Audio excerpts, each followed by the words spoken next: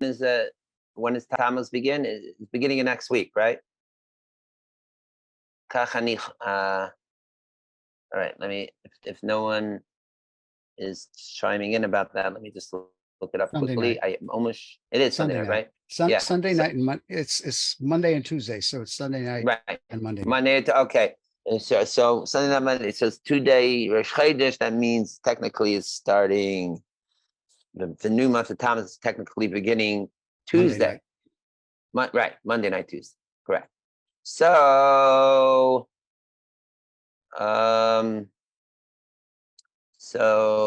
the, so what we're going to do is also cover some stuff about Tammuz, time permitting, and I would really like to cover some of the material on our ongoing series on Chasidim Misnagdim, because we already were so enraptured with other interesting materials and such. And last week, due to the smoke, we didn't go as long as normal. So, let's really try this week to do some of that. Okay.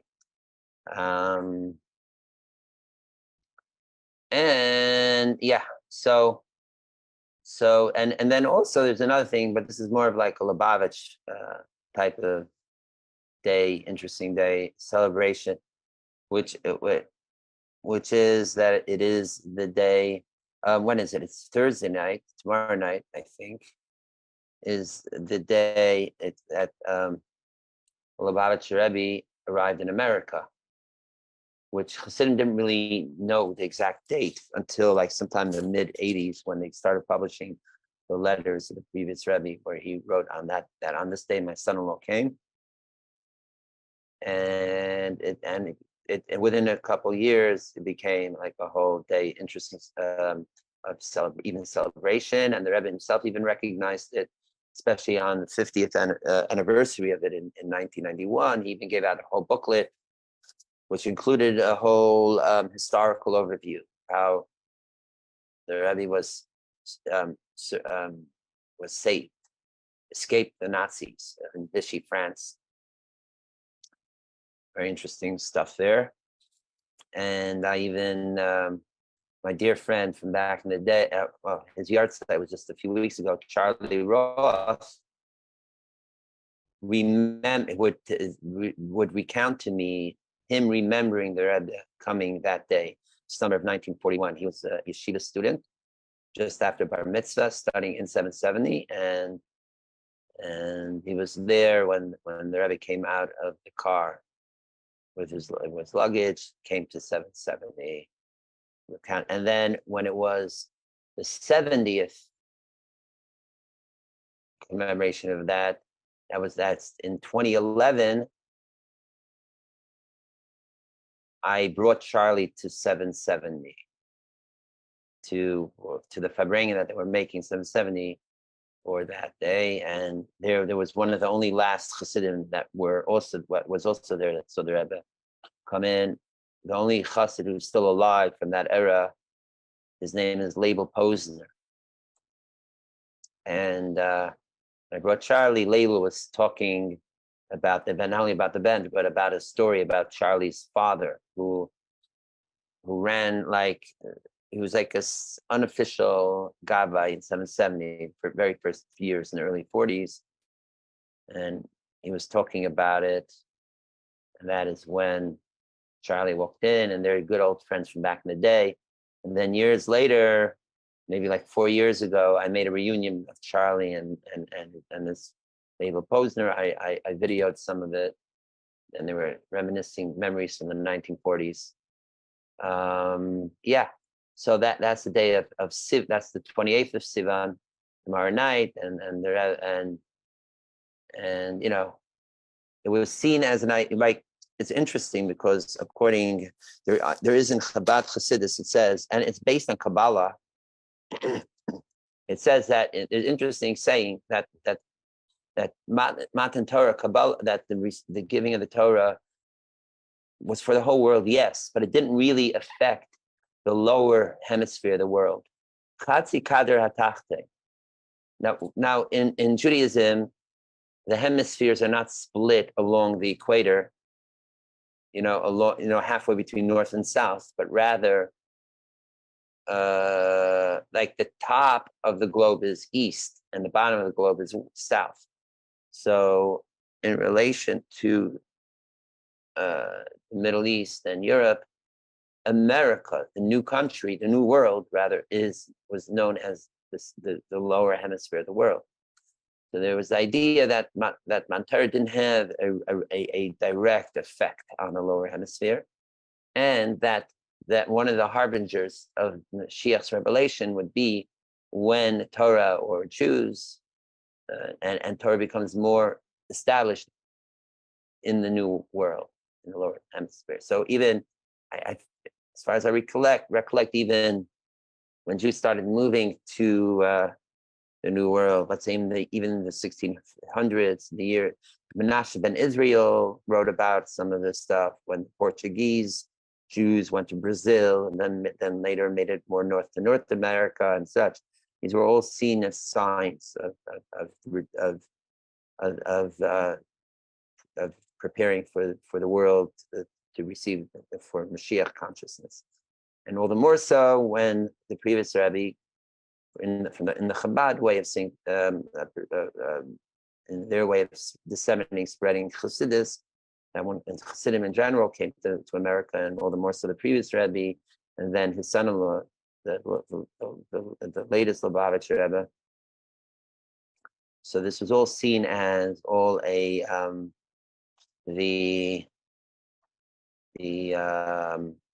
unfolding of events to bring Mashiach. And the day is also Koach Sivan, the 28th, which is Koach, brings, power, like holy power, down here, down under. Down under is not Australia, but America in this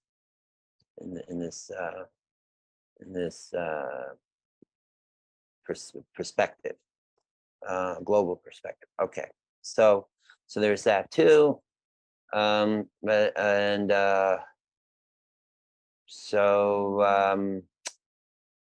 is also the day, as we'll see, it is also related. This is interesting.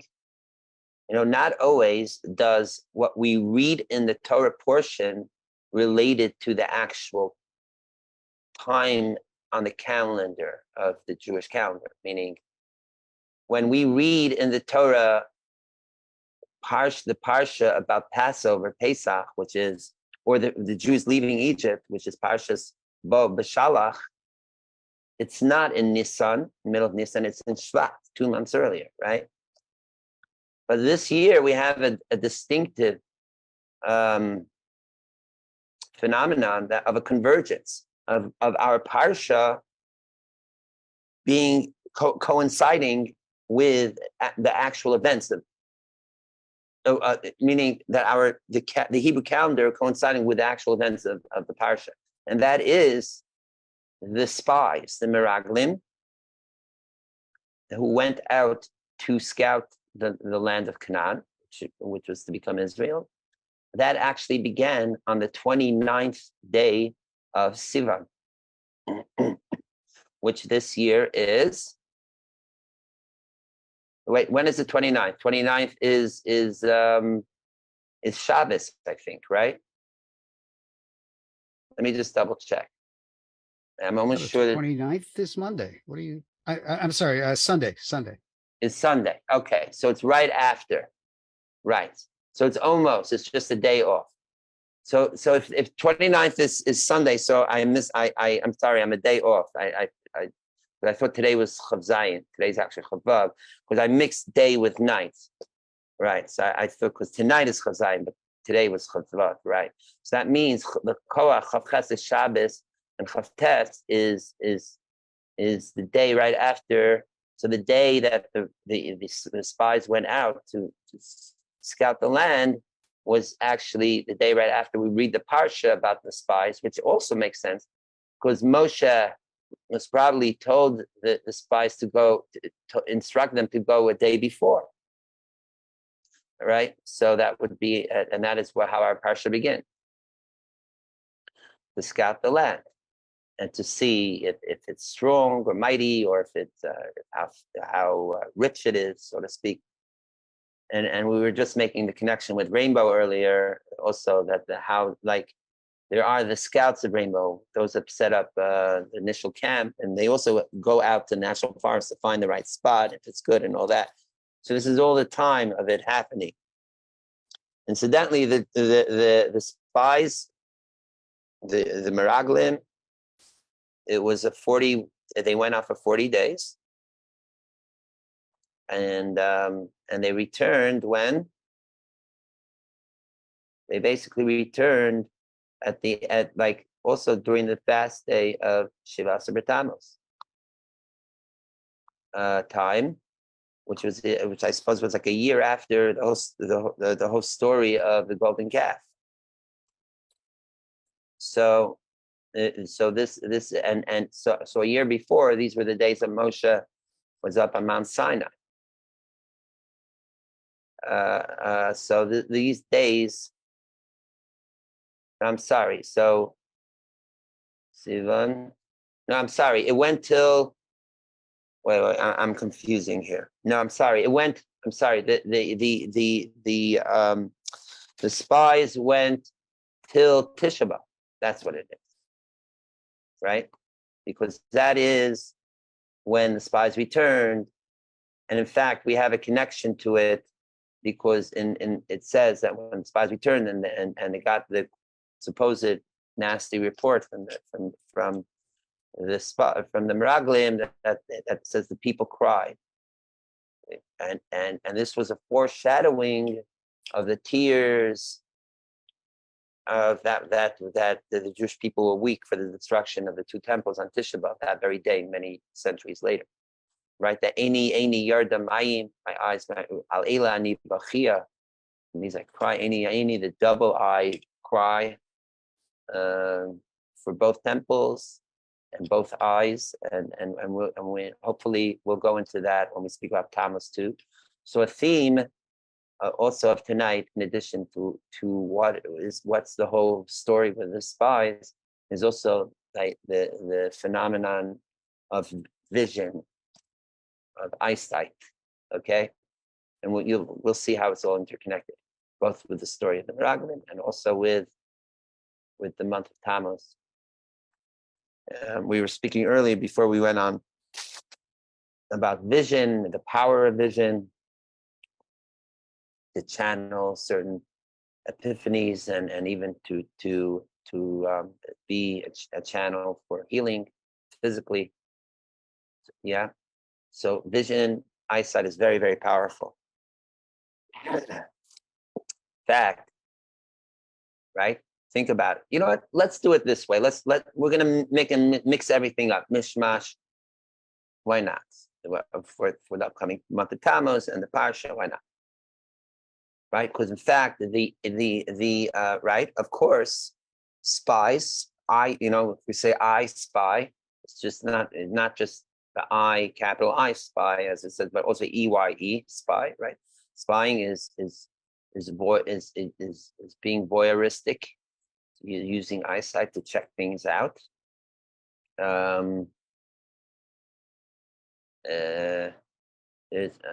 Yeah. So and that is what the spies were doing. They were scoping the whole land from length to breadth, as it says in the Parsha. And the thing is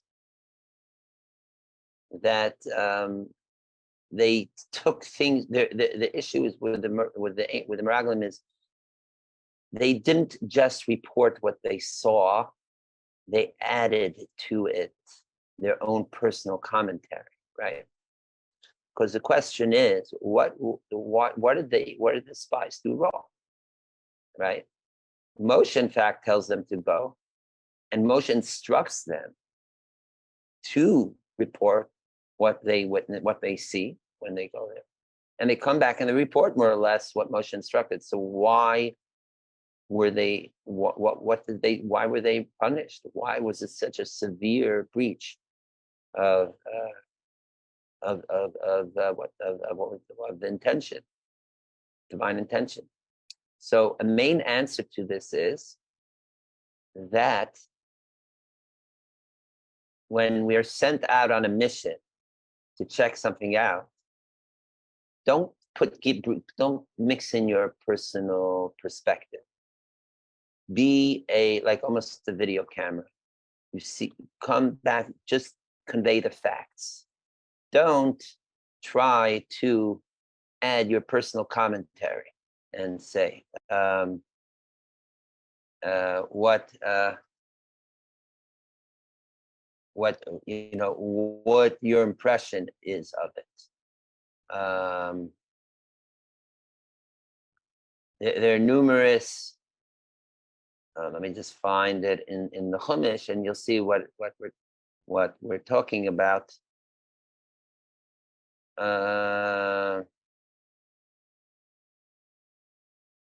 Right. All right. So it's, I think, chapter 13. I'm just going to share on the screen. Right. So, so here's how it, right? They go out by Suru. They spy the land, and they bring back famously the big cluster of grapes, giant grapes, saying, and they say, yes, indeed, this land is flowing with milk and honey, and here the fruit. Fine, but then what does it say? The next verse, Efes ki amazeh.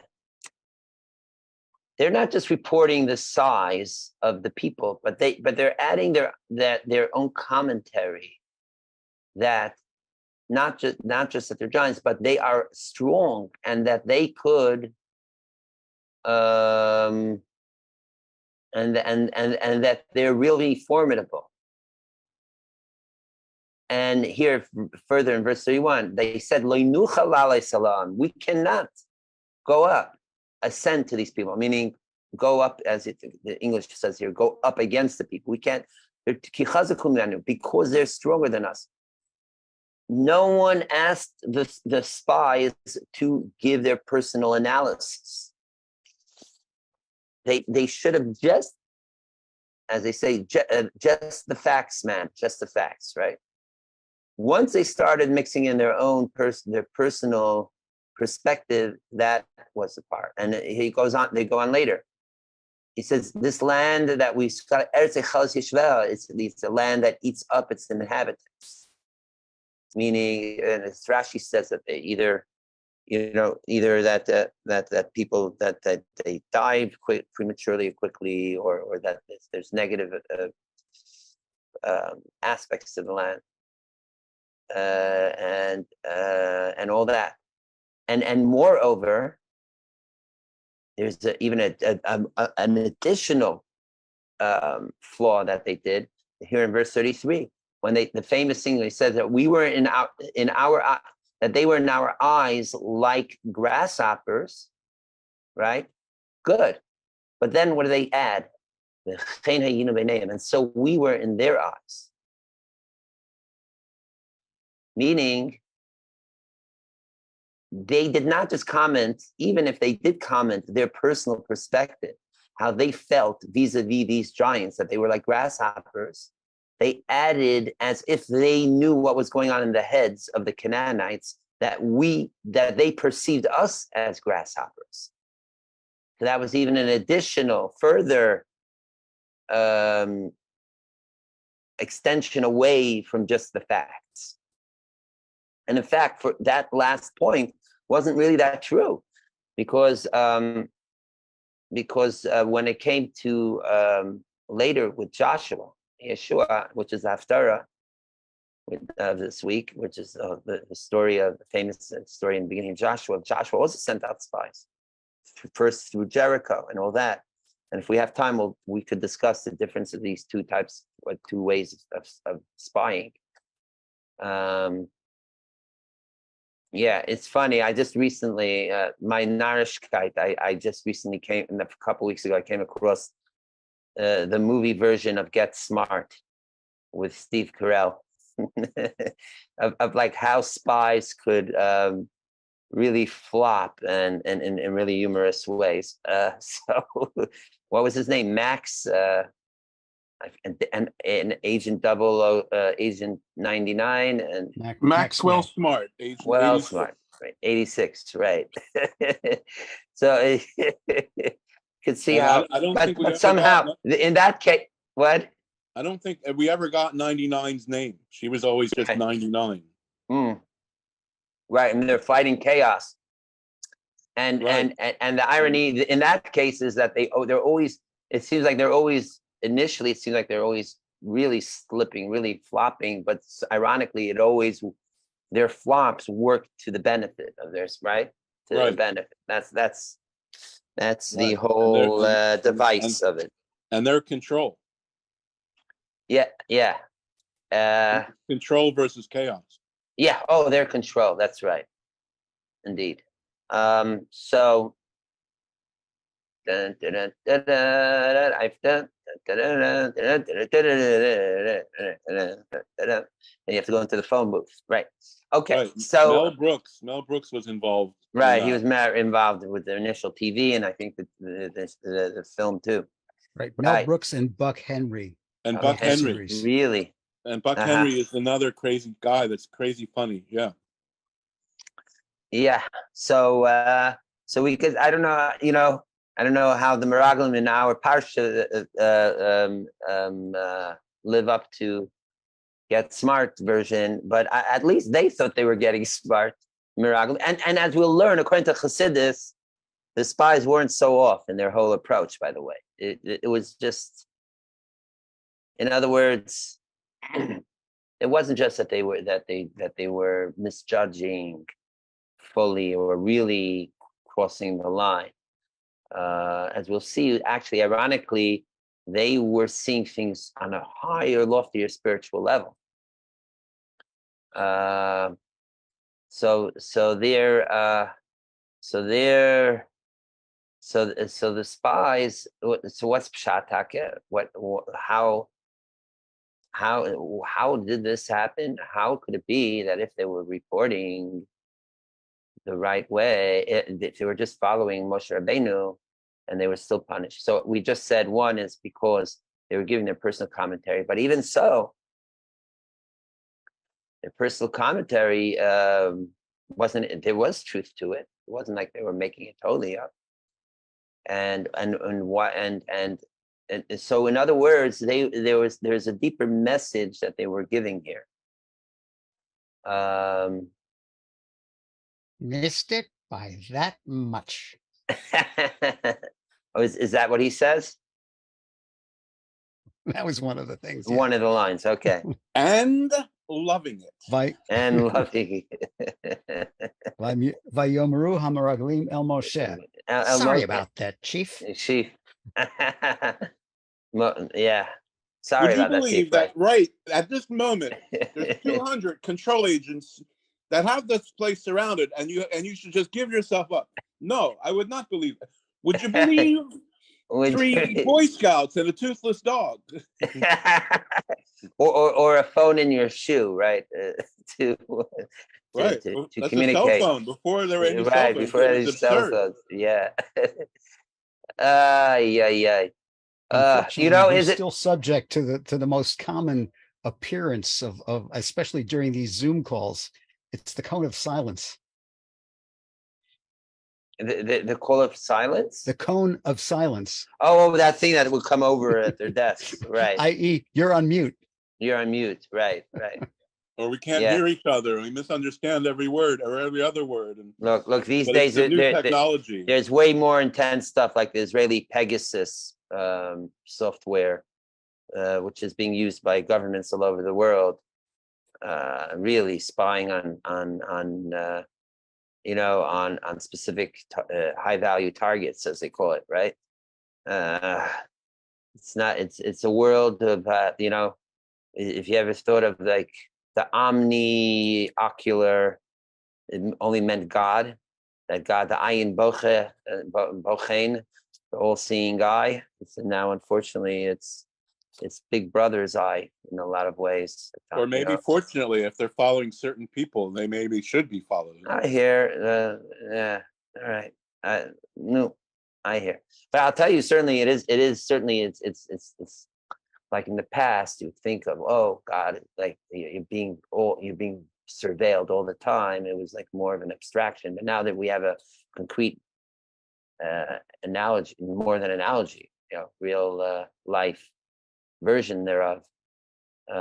Just be careful.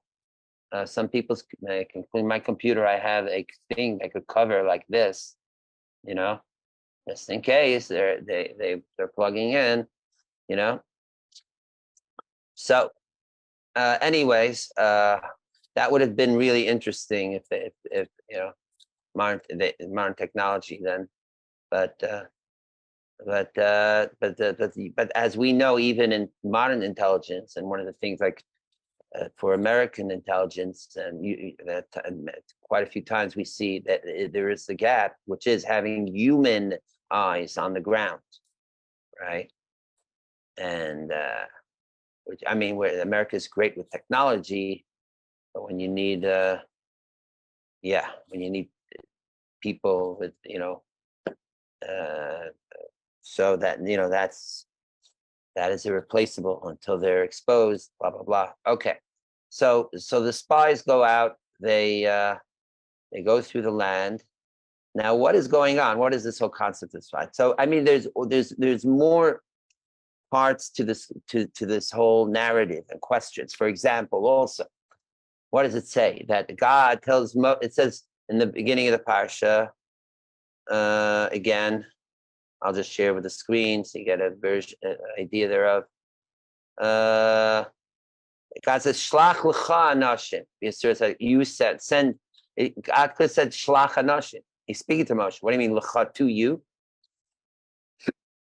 So, as Rashi says, famous commentary of this verse, that God told Moshe, this whole idea of sending spies is risky business. Really, like, I highly recommend against it. Things could go south, no pun intended, right? Because Canaan was north of them. But if you want to do Moshe, do it on your own. You do it. If you take the responsibility on your own, based on your own das. I am not telling it to you. If you want to, good, right? So, and then the Moshe says, but that too doesn't make sense, because right after that, again, the verse says right afterwards, but that God sent these 12 Miraglim, the spies, and they weren't just bottom of the barrel spies. They were heads of each of their respective tribes. They were really, really, they were top, the top brass, so to speak. And the verse says, Al Pi Hashem. And it was by Hashem's, that Al Pi Hashem. It wasn't just Moshe himself. So if it's God telling Moshe, as it says in the beginning, Medaber Hashem al Moshe leimar, and it says Al Pi Hashem, so what does it mean that Moshe, you do it by yourself? What's going on? Was it all only independently done, or an autonomous mission by Moshe, or was it being directed from the commander in chief, from God, right? What it's quite it's more than just ambiguous. It's like paradoxical almost, or rather ambivalent, right? So so in other words, if God wanted it to be done, why did he just lay it on Moshe? And if it's all Moshe doing it, why was it being viewed as something that God said? Okay, so we'll the way Chassidus sees this is this is one of those classic Chassidic interpretations that really explains all the layers of the narrative of the parsha, and resolves all the conundrums. And this is also following the theme of this whole book of Bamidbar, which we started a few weeks ago. Remember, we were speaking about what is a desert, and what does it mean to be out of the desert, the pros and cons of it. And here too, we have it. And that is that, and if you recall, we spoke about more than once the last few weeks, that the desert, yes, it could be viewed in a negative way, meaning the place of scorpions and snakes and parched and without any growth. On the other hand, it is also could be perceived as the place of pure spirit, where there is no distractions, there is no temptations of juicy fruit from the tree of knowledge, let's say, or everything that luxuries grow from produce, vegetation. In fact, according to Kabbalah, water, which is almost non-existent in a true desert, is the source of all worldly, earthly delights and pleasures. Right? If you see the first chapter of Tanya, he mentions this. So a place without water means it's like we're beyond the needs of physicality. We're not in an agricultural terrain region. We're in a purely arid place zone, and it's a place where we can really tap into the highest states of spirituality and mysticism.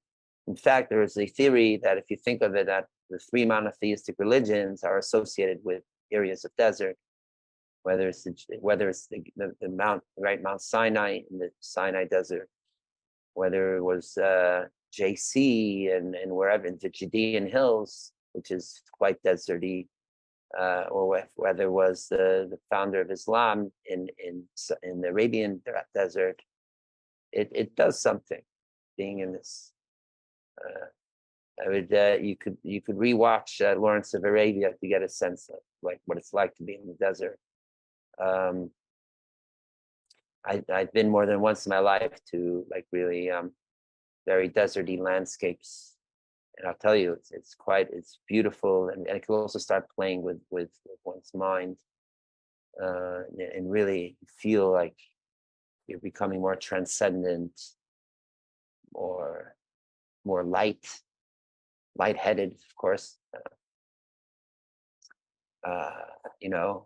Even the air starts undulating, and you start seeing mirages, and it's quite it's quite an experience. So in Yiddishkeit, the desert can represent a way of life. Living in the desert represents a way of life of only being in touch with the spiritual realm. It's just with Torah and prayer, being on that whole transcendental way, state of being. Whereas going to the lush land means you have to get down to earth, be a farmer, work, and do all the practical things of life. Toil, sweat, dirt, and in fact, so much that was, if you read the Torah, if you read, let's say, the Parsha Bahar, right, or other ones, Kisavaya La'aretz, and many others, it's all about that when you come to the land that I will give you, which is Israel, Canaan, Israel. What's the first thing you got to do? You got to toil for 6 years, and only the 7th year you got to shmit the break, and you have to be very involved in very technical stuff with different types of tithing, of truma, meiser, and how to toil, and then animals, how to tithe them, and bringing sacrifices, and doing business, and all the petty details of mundane living. that is represented by going to the land of Canaan, to Israel. Yes, it's a holy land. It's a holy land, but it's still a land that takes a lot of the physical, primarily physical labor. So that was the let's even quote resistance of the spies when they went and they checked out the land. They're going from this total spiritual zone, the desert, and they go to Canaan, and they see not only is it so fertile, but it's super fertile with big, massive, like Guinness Book World Record size grapes and pumpkins and whatever. And even the people are really zaftig, it represents that they really have a good, healthy diet. And at the same time, it's a land that eats up its inhabitants. It's not easy to live there, and they're gonna have to work hard. So they said, what do we need this whole? This is going to deter us from our spiritual way. We are here in the desert. Here in the desert, we have the manna coming from heaven. We have the well of Miriam just providing us with the best filtered water. Even our clothes are magically cleaned on us and grow with us. We have this comfortable clouds below our feet. We have the best shade with the cloud on over us, and like this is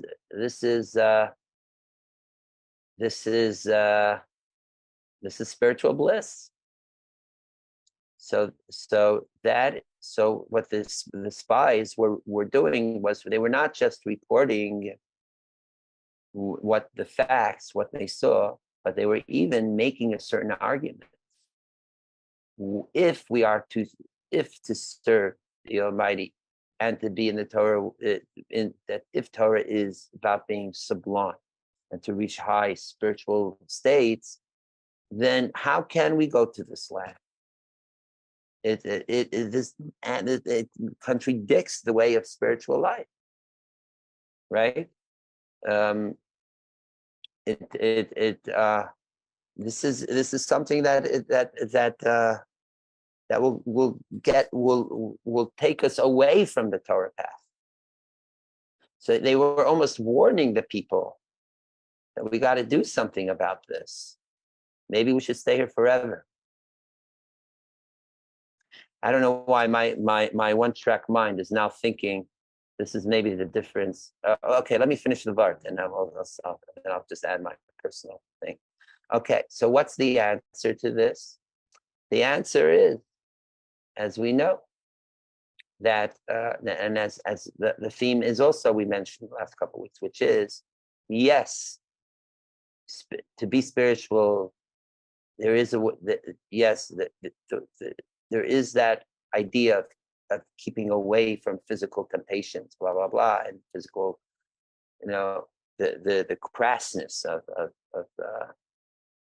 the mundane life. However, that is not the ultimate aim of Torah. The ultimate aim is to be within the physicality and to transform the physicality into the spiritual, to reveal that even the physical, even someone's, very practical business, or being a contractor, or being or being living off the fat of the land, as in what's that John Steinbeck book, Grapes of Wrath, right? Yeah, that is the way.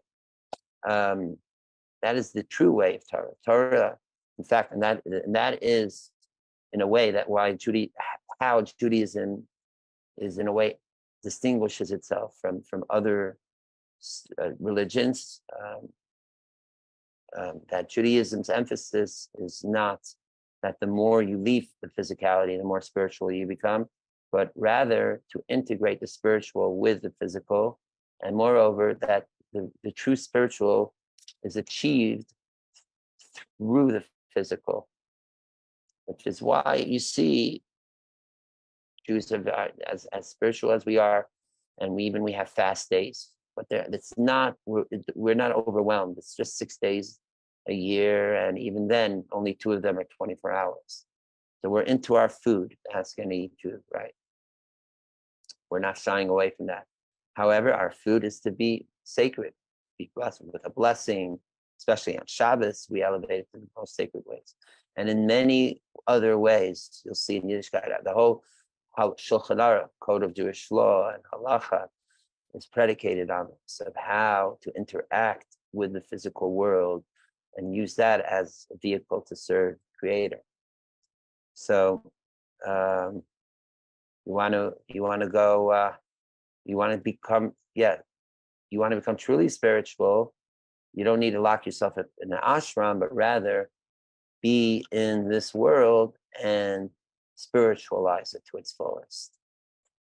So that was the, if you want to call it error, so to speak, of the spies, that their perception that there is this dichotomy or opposition of spiritual and physical, rather than realizing that there's something greater even than spiritual and physical, and that is godliness, divine, the divinity. And divinity does not distinguish.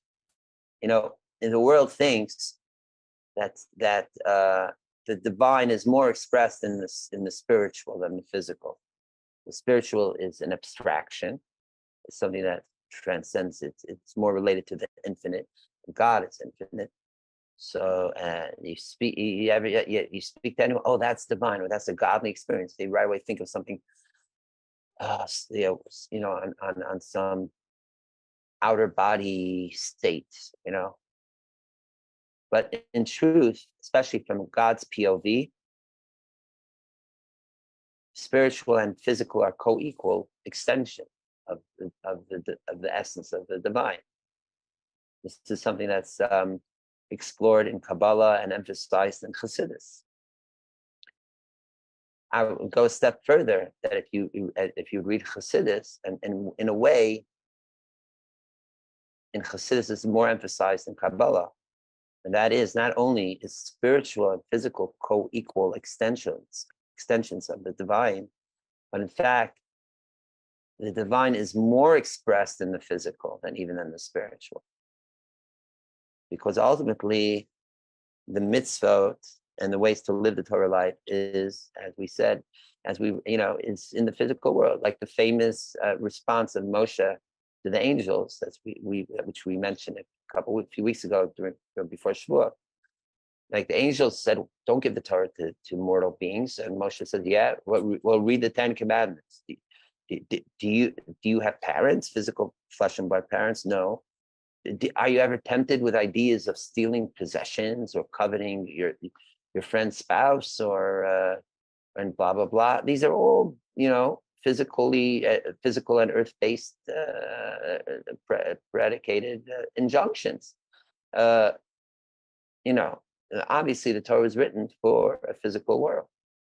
So in fact, it's stafka through the physical world that we reach as a Shwartan Chassidus to the essence of God. Moreover, as it's brought down in Chabad, theology, if you want to call it, that it is dafka, the physical world, specifically the physical world, that has a unique characteristic that only the essence of God has. And that is the concept of mitziusai me'atzmusai, that one's existence is of oneself, meaning that one does not have it's not connected directly or dependent for one's existence on some cause or some predecessor. Yes, we're born from parents, but once we come out, especially once we grow up, we don't need our parents day and night. We breathe and live, our bodies exist without our parents. So in a way, humans walking around, objectively could think, oh, I'm an autonomous being, right? It's not obvious that we're told. It takes faith, it takes insight, the spirit, conscious, a certain type of consciousness to be aware that we're directly just an extension of the divine. But normal people, people without that consciousness, or let's say an animal or whatever, thinks I exist. This is me. I'm the beginning of the end of my whole beingness. So there is nothing else in the whole cosmos, the whole extension, of how the world came from all the spiritual levels of all the worlds of Asiya, Yetzirah, Bria, Tzilut, all the way up to Daisy, all of the whole lineup, all the way to Adam Kadmon, as we spoke about a couple of weeks ago. Nothing has this similar quality of perceiving itself as being the beginning and end of one's own autonomous existence through and through, other than God's essence. Everything else, even the Ein Sof, infinite light, to the contrary, it feels that it is connected to the essence of God and all the way down. Humans are or physical sentient beings are the only ones that can that feel like that. Now, of course, the truth is also all connected to that. But even this feeling, even this misperception and feeling that we are autonomous beings is in itself endowed upon us from the very essence of God. So in a way, we are carrying a certain quality that nothing on the spiritual realms possess. So there's a certain uniqueness that we have, even, and that is in addition to the Kabbalistic concept principle that whatever is lower in the hierarchy of unfolding of existence, the evolution from the essence of God, whatever is lower down the line, its source it comes from a higher source. The fact that we're at the bottom of the line, ipso facto, means that we are connected even higher than all the spiritual realms.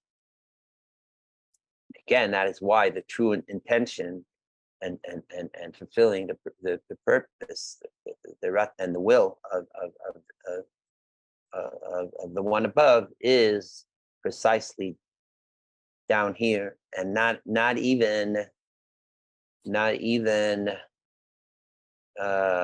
just being down here, or meditating or feeling, but precisely being involved with physicality, physical objects, giving charity physically, lighting Shabbos candles physically, putting on tefillin physically, etc., etc., etc.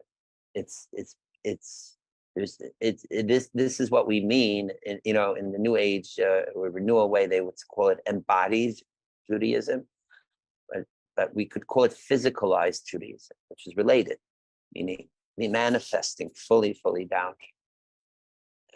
That we don't need to escape our physical reality to reach God, but rather through our sacred involvement with the physical, we draw this God into the physical, or reveal certain God into the physical.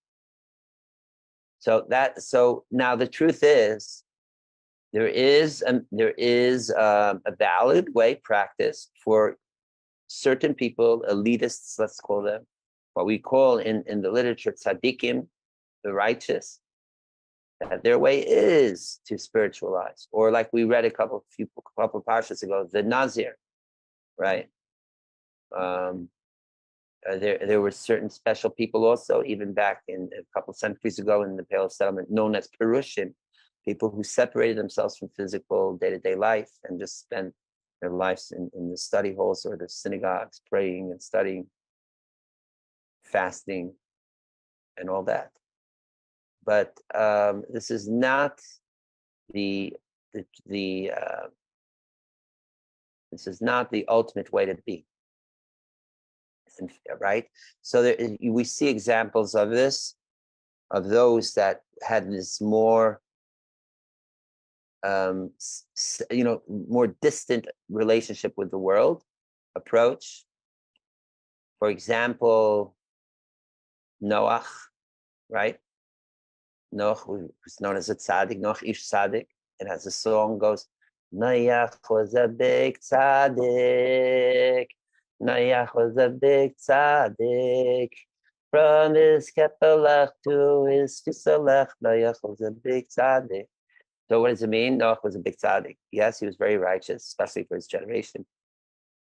And however, and maybe related to it is the fact that he didn't even really go out to try to missionize and change his generation to become better. He just stayed holy in his holy bubble, built his ark, and if people came by, he explained to them, yeah, there's going to be a flood, and that better, shape up so you don't get it, so this flood doesn't come. But he didn't start making a vayizak, start running around like a Lubavitcher, like Rabbi Kunin of California or something, or a Breslover.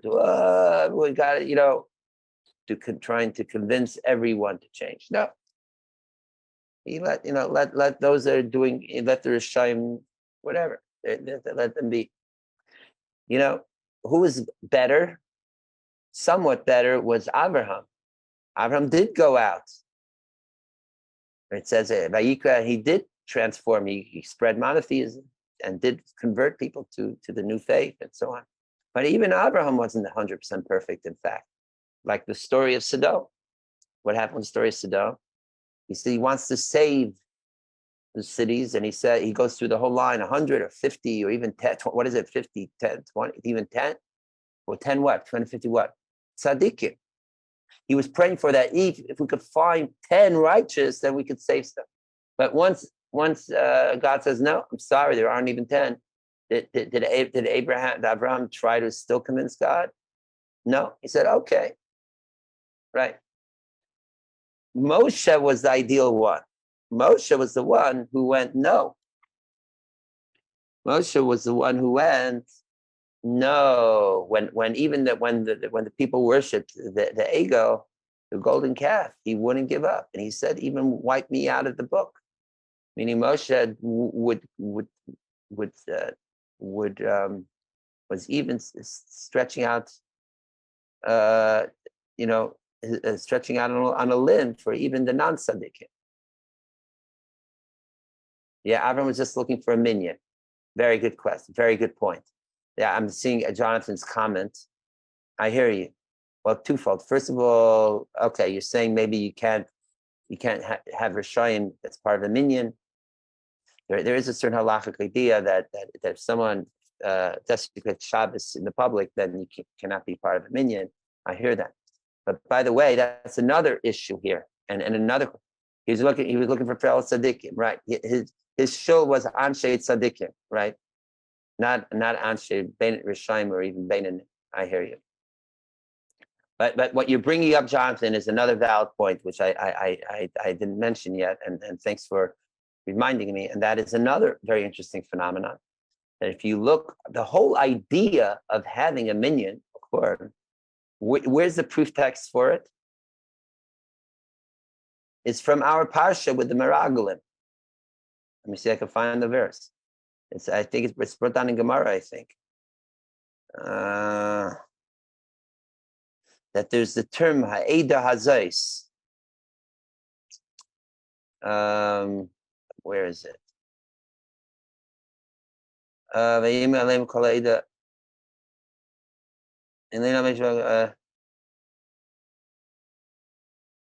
it says kol ha'eda one place, but I think it says ha'eda hazais on the 10 on the spies. And as we know, of the 12, 10 were the ones who flopped, right? Kalev and Joshua did not give it. So they learned from this that idea of the Ada to have a minion from the Meragulim. So the question is this the place you're going to bring a proof of making a holy minion? Is from the spies who messed up, from the negative experience of the spies, or people these spies actually eventually came to their premature death through a divinely inflicted plague right thereafter. So you're going to use them as the example for what a minion is? Like, what's going on here? right? So this is well, it's related to this too, and because again, the spies were not really saying something that was so outlandish, so oppositional to. It wasn't like even their sin wasn't a fully wholesome sin the way we would perceive it. It was just another perspective, a partially truthful perspective, that there is a place for certain individuals to be to live a purely spiritual realm. And in fact, back in the day, even the Mishnah speaks about that there were congregations that would support what is known as a Asara Batlanim.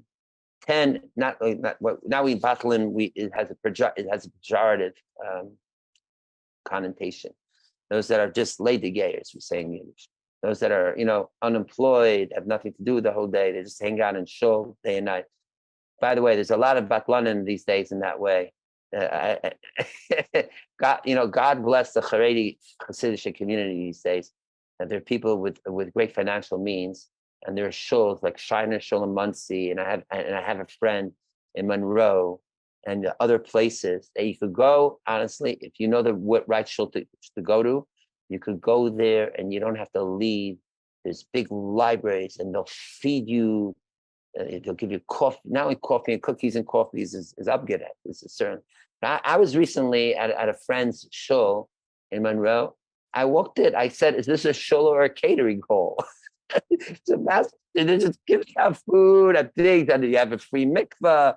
The only thing they don't have is actual beds to do it. I think there are places you could even crash.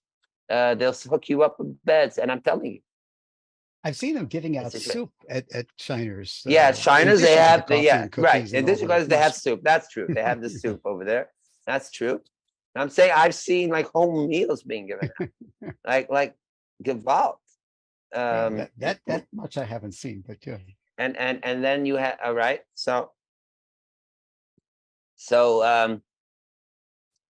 but then there's a more noble way of batlanim, which are those that are like similar to like the kolo, members of a kolo, which they're actually supported to sit and learn and study day and night, and even get a stipend and blah blah blah. So there is a place of those that to have people that are separate. Like, of course, yeshiva students are a prime example of that. That to be and they're encouraged to be totally cut off from the world, not to have anything to do with business or physicality. And in fact, they're right, and they're not supposed to, because the whole point is that they're supposed to prepare themselves there to be an extreme separation from the world. So when they do go out into the world, they're not fully absorbed, right? They're already there was a metaphor, two metaphors. One, the fifth Lubavitcher Rebbe Rashab said that like, in order to keep, so the way old times they would heat up like an oven, is you first have to put in the wood and coals and burn it up to like very high temperature, like to 800, and then you push the coals and the wood to the side, and then to keep it maintained, then it comes down to an equilibrium like a 450 or something, right, constant. But you have to first, in order to get there, to keep it lasting, you need to build up the fire more. So too, yeshiva students are cut off from the world. That's what they have to be built up. The other metaphor is from a Chabad mashpia. His name was Zalman Havlin. He said that there's two types of fish in the sea or a lake, or let's say a lake, better. They're the sea the fish are deep in the water, and the fish are higher, more near the surface. So when the lake starts drying up, the fish that are higher, that are near the surface, that poke their heads out in the water, they're the ones that are going to be dried up and wind up on the lake bed without any water. But those that stay deeply submerged, deep water, they're the ones that are going to survive. Right, so there's something to be said to be totally cut off in the world, but this is only for a certain period of our lives. but not for everyone. To use a non-Jewish metaphor, for those that like who've been to the Far East know this. You go to certain countries like Thailand or Tibet, you're thinking? Well, yeah, Tibet too. There's another country I'm thinking. There's several countries where the men from a young age wear saffron robes and take on certain vows, right? Not to work, only to focus, practice.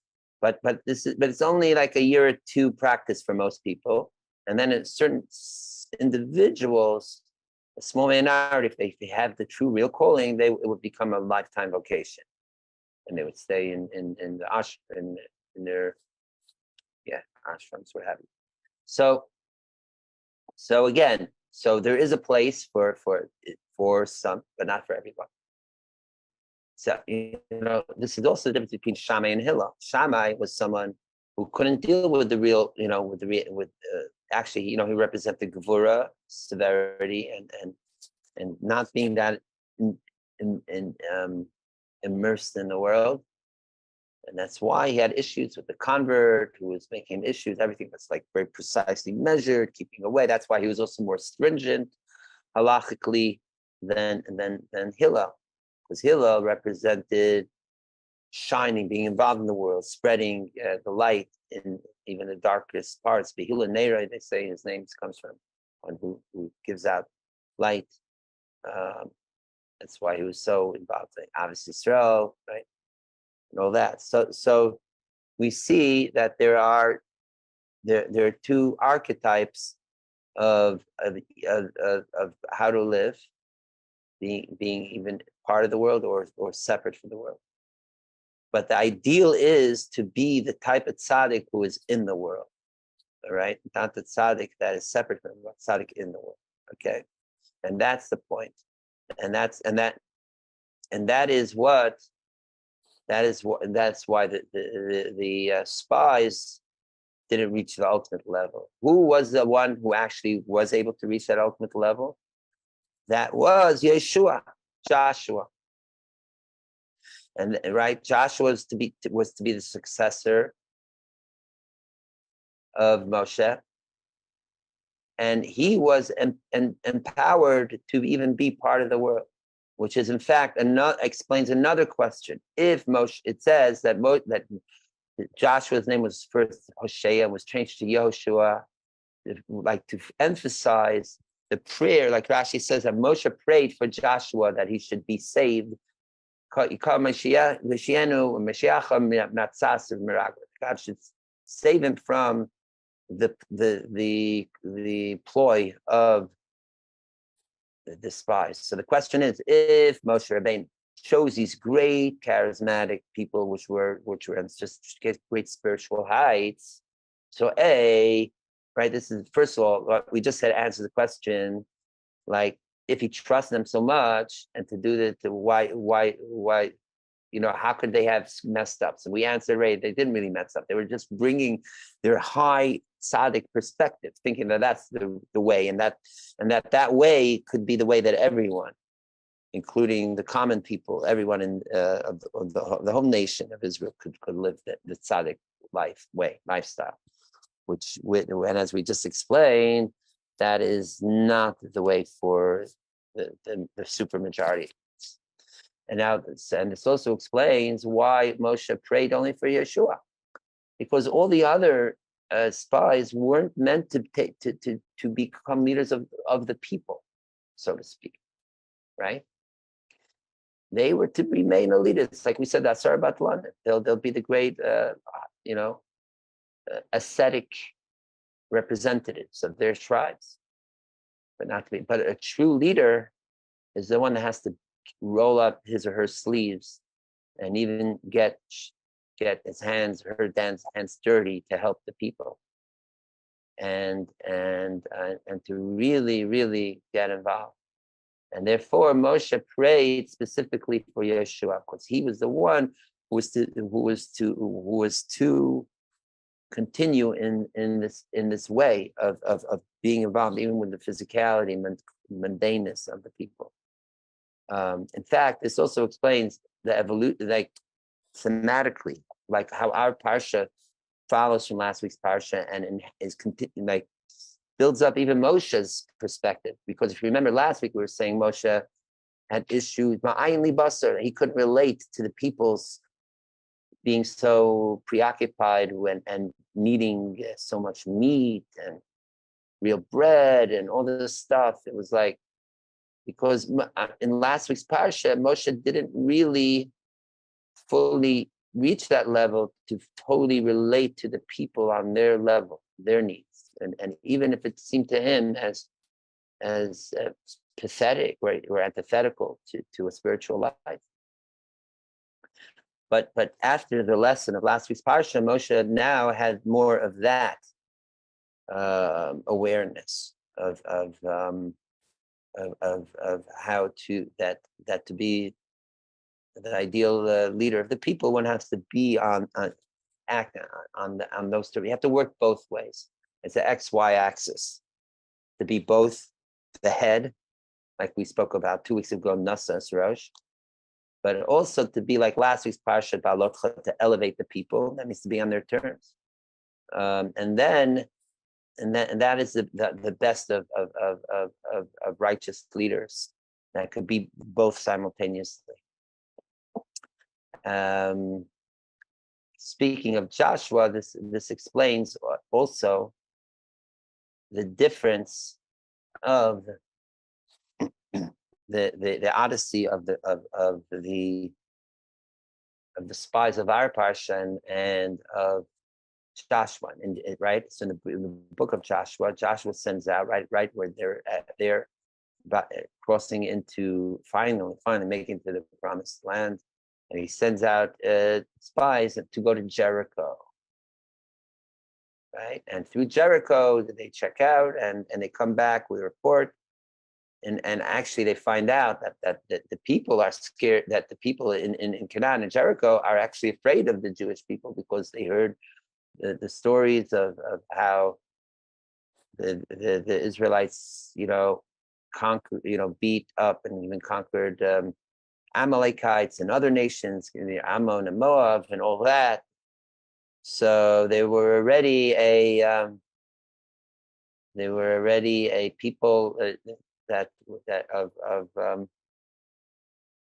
without the confidence, which is why it was easier for them to conquer it. Whereas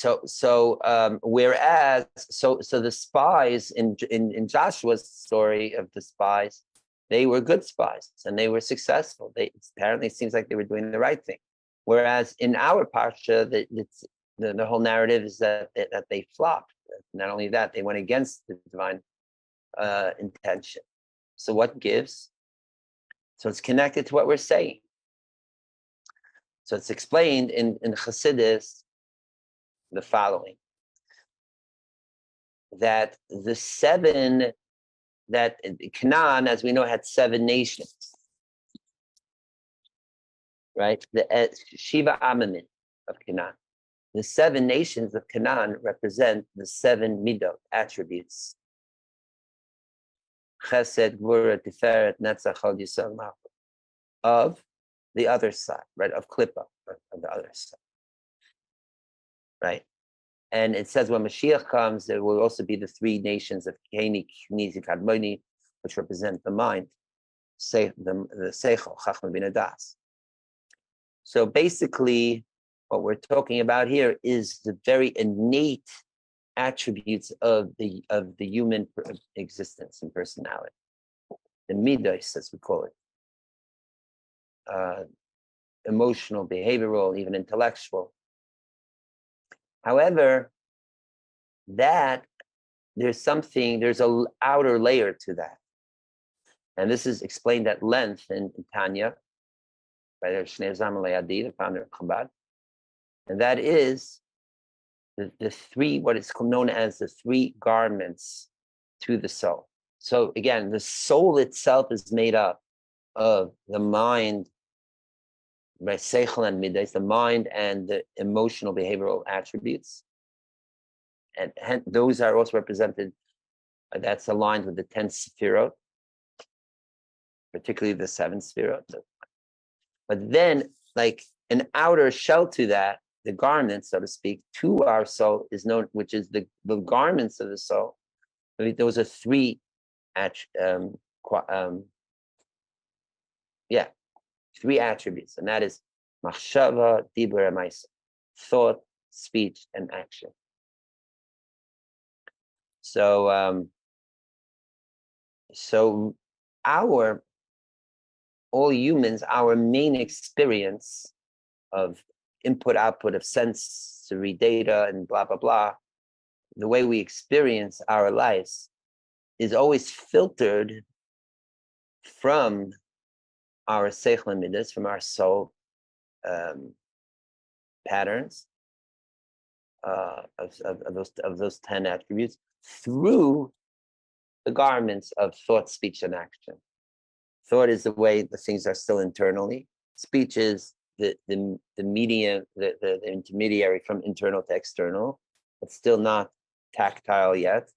And then action is out in the physical world.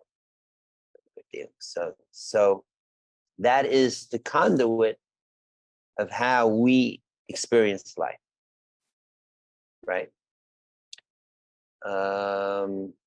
I think that you could even use a computer analogy to it, like, right? There's the CPU, and then there's the RAM, right? There's stuff stored in the inner hard drive of the computer, and then how do we interface with it? Is it called the RAM? I think, right? Something like that. So,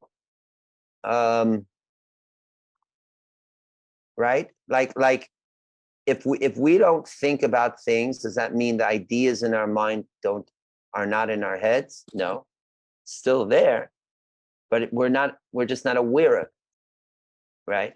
But when do we have the experience of awareness of an idea that we carry in our heads? Or let's say we give an example. You have a memory stored in the brain. You're not always remembering it, but when you do remember it, now I'm experiencing the memory thereof, right? And I'm thinking about it. So now I have access. Now it's in my consciousness, not in my subconscious, right? Subconscious would be more of the seichel itself, of the soul itself. So bringing those aspects to the surface, right? So basically, going back to what we were speaking about before, about interacting with the world, and that being the telos and the emphasis. Good Shabbos, Aaron. Yes, you too. Thank you. I suppose you're more in the Cinderella's time these days, midnight. Even although I think by you it's like an hour earlier, but totally understood. We're going to go on some more, as long as Chaver are engaged enough. Okay, so the way we interact with the world is through thought, speech, and machshavim. So that basically is our main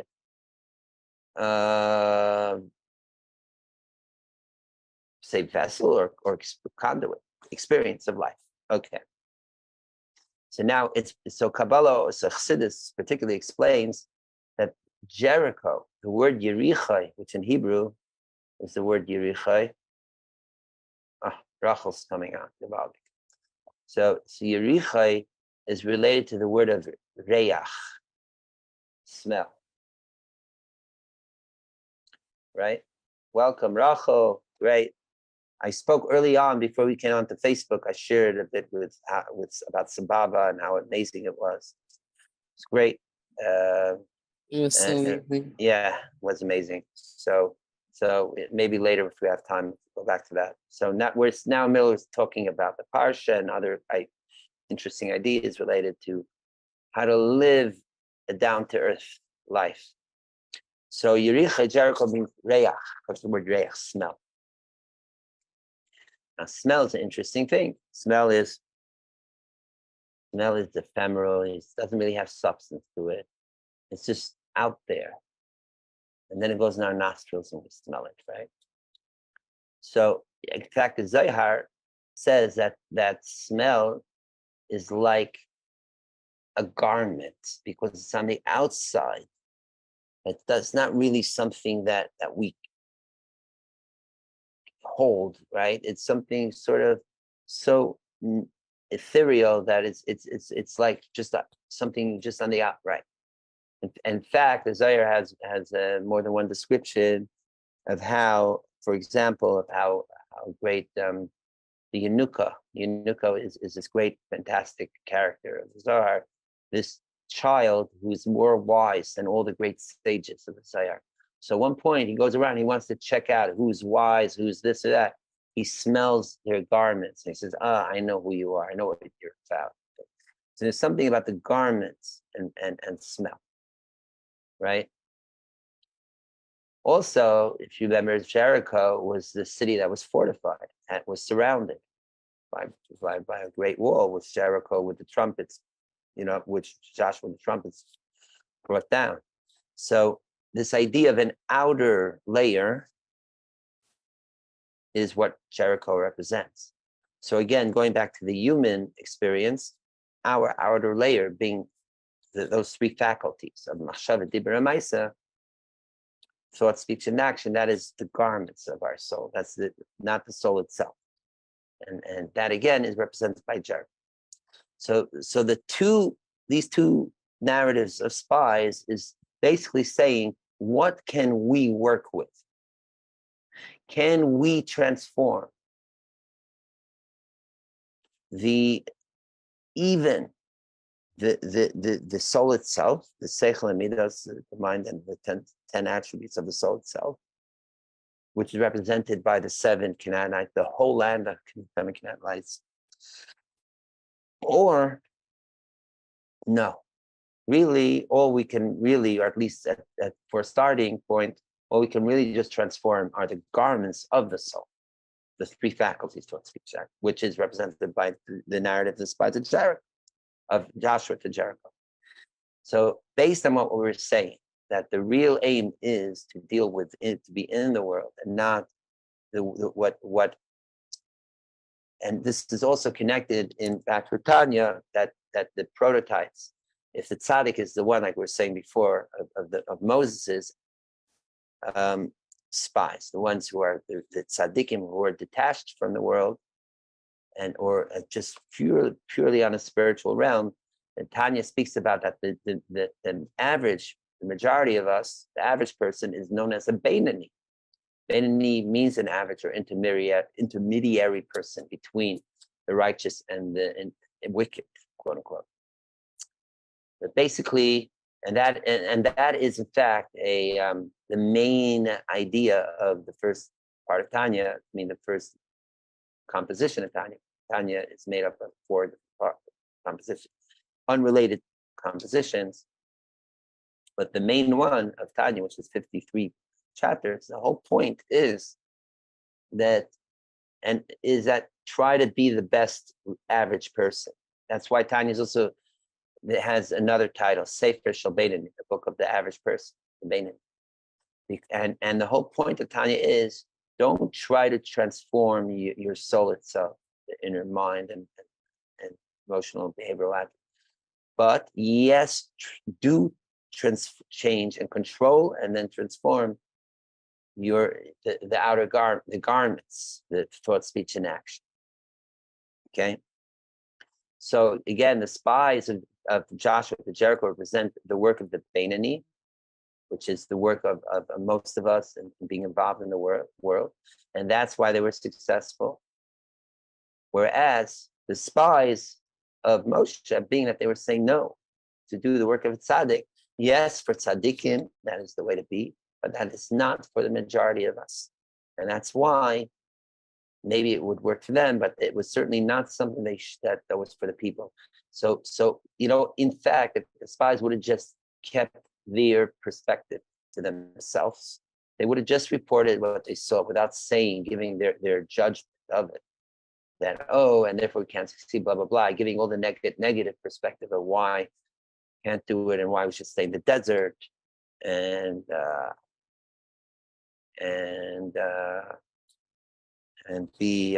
be just total ascetics. No, No, that's that. So them trying to say everyone could be a tzaddik, that was their boo-boo. Okay? That's why they didn't succeed. Um,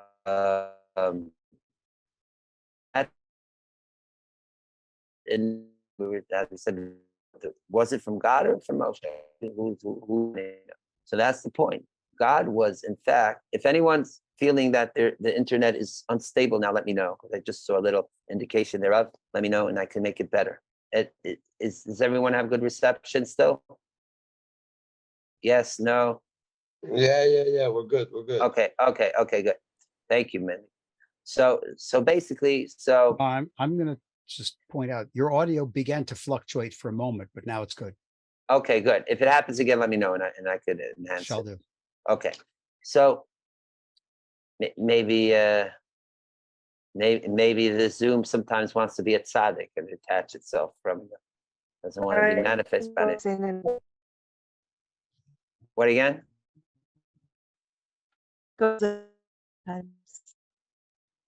Rivka, your audio is not good. Yeah, I don't know if Rivka sometimes has phone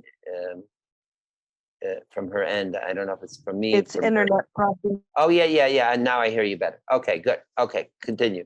So was it from God or from Moshe? So the answer is, in a way, from both. Like Moshe's point was, yes, he started to be more. Moshe was still trying to say maybe the people could reach a level, because what's the whole point of a leader is try to uplift the people, to make them greater, like we were saying a couple weeks ago. So Moshe was still attempting, and maybe there's a way we could have everyone reach a level of tzaddik, right? In fact, we're all endowed with being innately in us to be a tzaddik. This famous verse, in the beginning Mishnah Avot, right? We're all tzaddikim. Tanya also says that we're sworn, our souls are sworn when we come down into this earth to be a tzaddik. So on some level, maybe we could. Why not? Why not reach for the highest? Right? But God really knew that yes, the ideal is to try to be a tzaddik, but it's almost set up that almost no one will become a tzaddik. In fact, the Alter Rebbe in Tanya is very extreme at this. You know, the level of a Beinoni, being the best of a Beinoni in Tanya is probably a higher level than most Musar or Hasidic writings describe what a tzaddik is. To be the ideal Beinoni, according to Tanya, sounds like a tzaddik, like the highest tzaddik already. That means to have thought, speech, and action in your full control, 24/7, only thinking of God and the divine. Everything you do and act is all just for the Creator. So that, most people will say that is a tzaddik. But the Alter Rebbe says right away in chapter 1, no, that is just a coined phrase of Shem HaMushal, says of tzaddik. A real tzaddik is not just someone whose garments are in control or even transformed, but where even the innate part of the soul itself, those 10 attributes, Seichel and Midas themselves are. Either the negative aspects are either eradicated, they're killed out, or it's totally gotten rid of, like King David, totally, or transformed, whatever way you want to see it. And really, on the outside, there is no real way to tell the difference from the perfect Beinoni, let's call it, and the tzaddik, because they're both doing everything seems like the same. But still, the main difference is, you know what it is? You know where it is? Also the effort put in, because like the tzaddik, doing all this comes automatically. The avoda, the work of it, it's not that the tzaddik doesn't have any work. Tzaddik, meaning what the Beinoni has to work hard for, the tzaddik already does instinctually, naturally. And then on top of that, the tzaddik does even greater work. For example, what we were saying, to get either in higher spiritual levels, like the great ascetics, or even greater than that, to be down in earth and be in the highest spiritual ways, which is something that particularly like Rebbes were excelled at. And as we spoke about, I think in the past also, that the greatness of the Rebbe is not how holy and great, how many times they could fast and endless things, but that the tzaddik, that the Rebbe could be at that greatest level of holiness, yet deal with people and with their down to earth troubles, or giving out tzedakah even to children, or giving up time to do holy work to help another person in the most mundane way. In fact, the first Hasidic discourse of Lubavitch Rebbe, he goes through each of his predecessors, how their greatness of being a Rebbe was not the great lofty learning or prayers and etc., but how they physically helped this person, that person, that person. There's even the story that the founder, Alter Rebbe, founder Chabad, found out that there's some children, orphans that were hungry on Yom Kippur.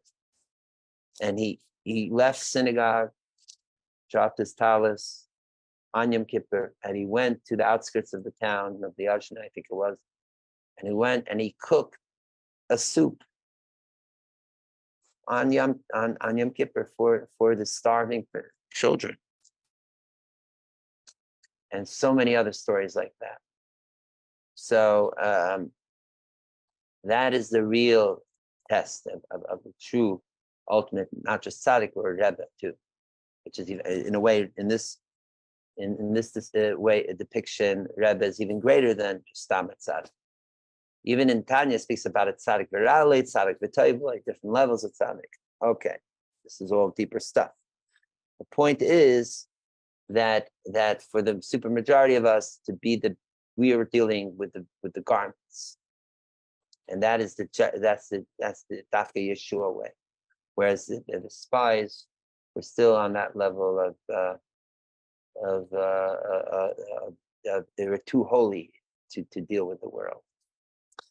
If that is the story, so back to our question. If so, why are we learning minyan from the whole idea of minyan from the spots? Moreover, what was the punishment from this whole story of the spies? The whole punishment of the people was, right, the spies themselves were eradicated through a plague. The whole punishment is that we have to stay 40 years in the desert. It seems like almost contradictory. If the whole lesson of the whole story of the spies is that you're not supposed to be in a desert, you're supposed to be involved in the world, and if not for this, they would have gone straight into the Holy Land. So why? It's counterintuitive. Why was therefore, right? The punishment is supposed to be a lesson, a teaching.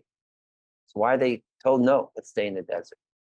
So the answer is another level to this, and that is that yes, the whole purpose is to be involved in the world, but in order to be involved in the world in the right way, we have to first establish ourselves in a desert way, in a more spiritual way. If you're just going to jump straight into, you wake up in the morning, I'm going to go straight to work and just be involved. So your whole mind and everything's going to be all just business, the physical world. However, if like it says in Gemara and even Halacha, first thing is you wake up and you daven. Good Nacht, Mendy. Yes, thank you. We'll talk later, indeed. If you set up, you daven, and you do, and then you learn. First thing you're supposed to daven, you're supposed to go to learn, and all that. Then you set up your day. You're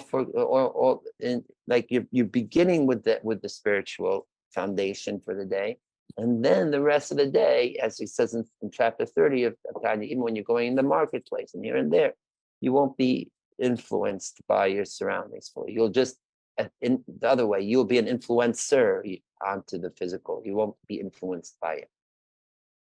So again, there is a place for us to be tzaddik part of the day, meaning the beginning of the day, setting ourselves up, right?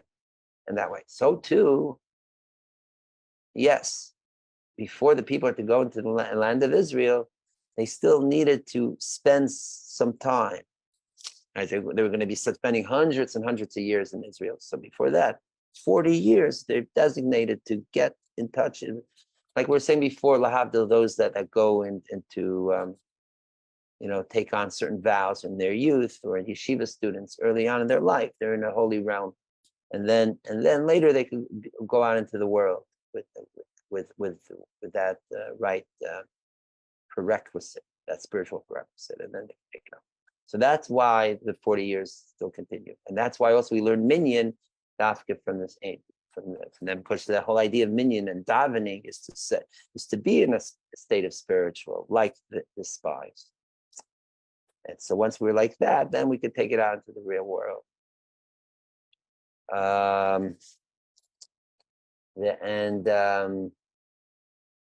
This is and this too is why this is a lesson for us, that to have a healthy interaction with the physical world. Just to be right through again the garments that we spoke about, and then ultimately, yes, to try to aim to be at tzaddik, even though we don't can ultimately achieve it. That to actually, the Alter Rebbe says in Tanya, that if you do work on the garments, thought, speech, and action well, and you do perfect them, it could be that it says maybe God will gift from above that you could become a bit of a tzaddik, but don't expect to do it. It reminds me, I heard this, I think, from Rabbi Simon Jacobson, that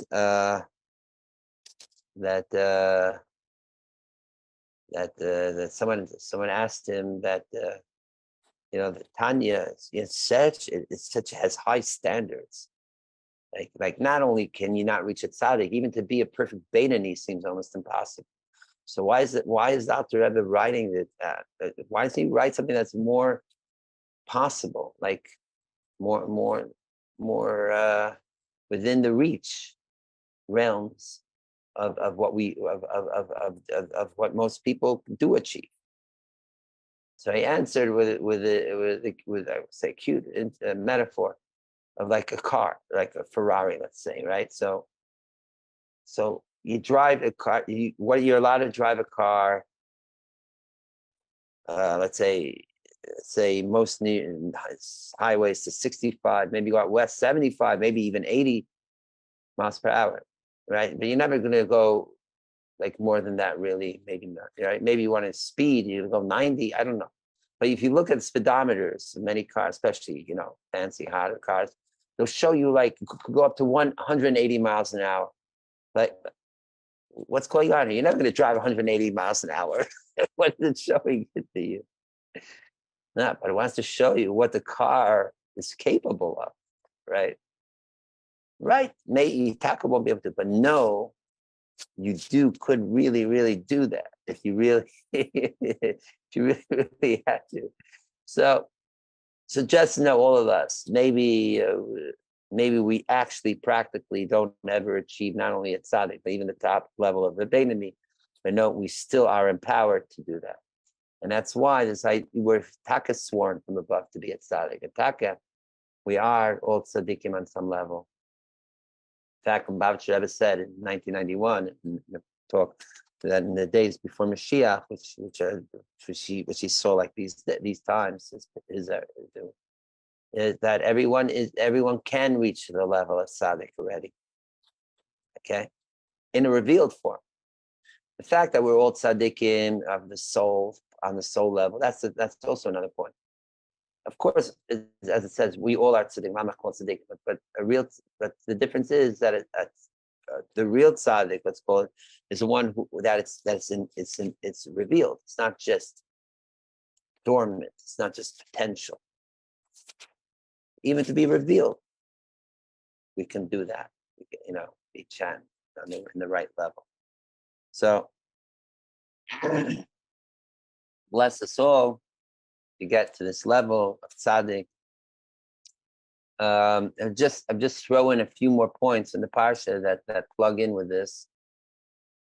So, other things that are going on in the parsha that also relate to this idea. For example, our parsha also has the mitzvah of challah, to separate part of our dough, the dough, for hafrashas challah, which is one of the three mitzvot associated with women. Like the word or name challah, chana is challah, to take a challah. Nun is the candles, nerot for Shabbat, and hey, no, I'm sorry, nun is nida, right, menstrual cycle, and hey is hadlakat nera, lighting Shabbos candles. So challah is actually the first. And challah too is the idea, it's not to give all your dough to the divine, but take off the rashis first. I mean, the top, from the top, even the choicest, the top, the head means the choicest part of the physical. Give it over, transform it, but don't give it all away, make it to God. No, you've got to work with the physical, knead the dough, the physical dough, you be involved. In fact, dough and making bread is physically labor intensive, like even being a farmer is, like it says in Gemara in many places. Like, I have a brother-in-law who runs a top sourdough bakery, and I see how labor intensive it is. Man, he's working hours. He has no sleep. He's up. He's hours and days and hours and work physically and time. Not easy to make good dough bread, especially sourdough bread. So that too shows how we're supposed to work hard in the physical world. And in fact, the other lesson is similar to the lesson of a farmer, that of a faith, because one would think that if you're working so hard on something, then you earn it, deserve it. It's all the labor of your own hands, right? It takes, in other words, it takes more faith to believe and feel that what you're doing is all, that whatever blessings come through the work is just from God, from the divine. Right? If someone doesn't work hard and things get, if someone wins the jackpot, oh yeah, God sent it my way, gifted. Or even if it's easy work, okay, counts. But if someone's working so hard, they invest in it, you think, oh, it's my skills, my labor that made this happen. So in a way, it takes more emunah to believe that it's all coming from above that way. So that too is a lesson from there. What else do we have in the parsha? We have in the parsha at the very end about tzitzis, where tzitzis is also has to remind us of that tzitzis is also a garment. Not only tzitzis, we even have a talus, which is even more of an outer garment, showing us that even, again, like the thought, speech, and action are garments. They're the souls, and even to our bodies, there's garments that are to be elevated to the divine and to remind us of all the mitzvot. As we know, the strings and the knots are represent, like the word tzitzis is about 600, as Rashi says, and then 8 strings plus 5 knots is 13, makes 613, and all different other ways that mitzvot remind us to be aligned with above, right? The fact that it's blue, the tchelet blue string that's of the sky above, so too that we look at the mitzvot and it reminds us, it's coming to Hashem, right? And many other aspects related to tzitzis signify this fact that it's also to remind us of the Exodus, which is something which was supernatural, miraculous. So again, it is about how we take our physical world. The tzitzis is also Africa in our physical world. It's one of the prime examples of something, a physical mitzvah, and to permeate it and reveal the divine through it. And what else is in the parsha that's related to this? Also about the what is known as the libations for the offerings. This is also how do we integrate or the offerings, the korbanot themselves, how this is all connected to to be in the physical world. Also,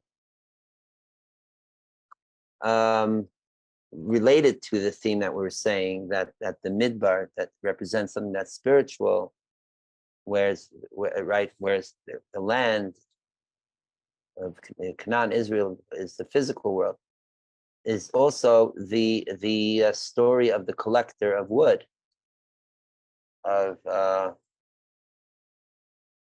collector of wood, which on Shabbat, which they didn't know what to do with. What is his capital punishment? Moshe had to ask God, and he said stoning.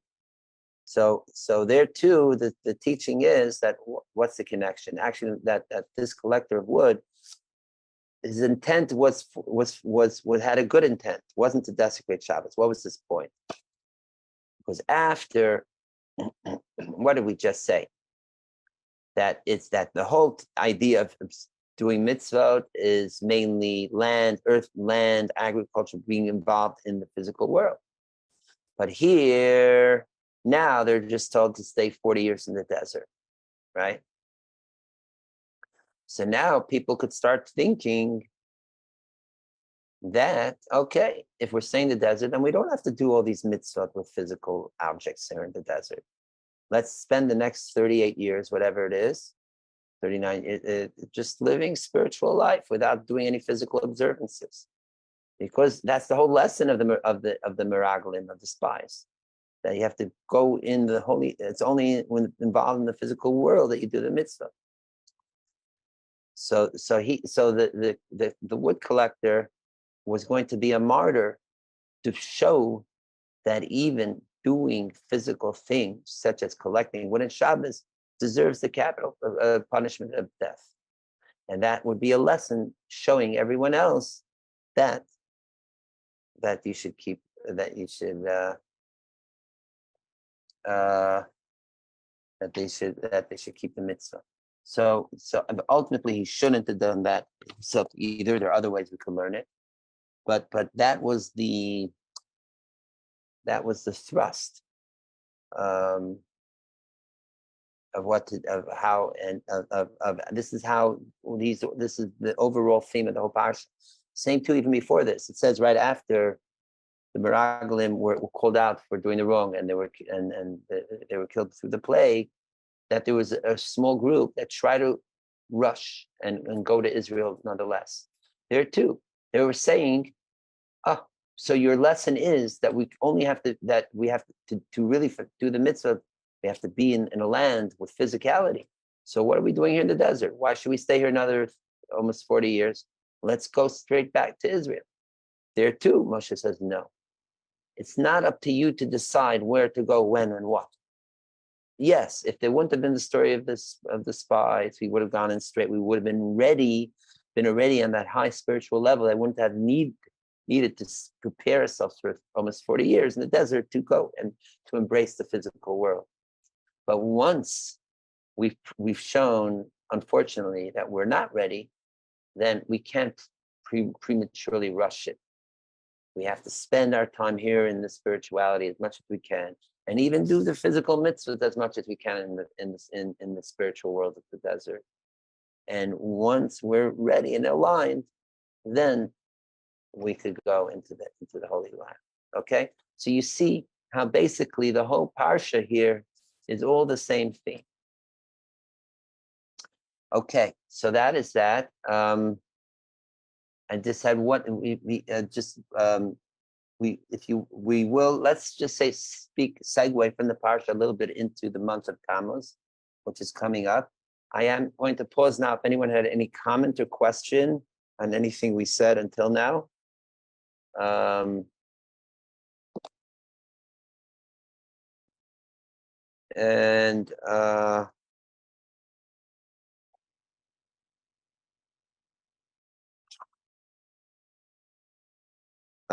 One more thing is, it also in our parsha, it's also Moshe reminds God about the 13 attributes of mercy to forgive the people after, just like after the golden calf story. Here too, after the story of the spies, also the 13 attributes are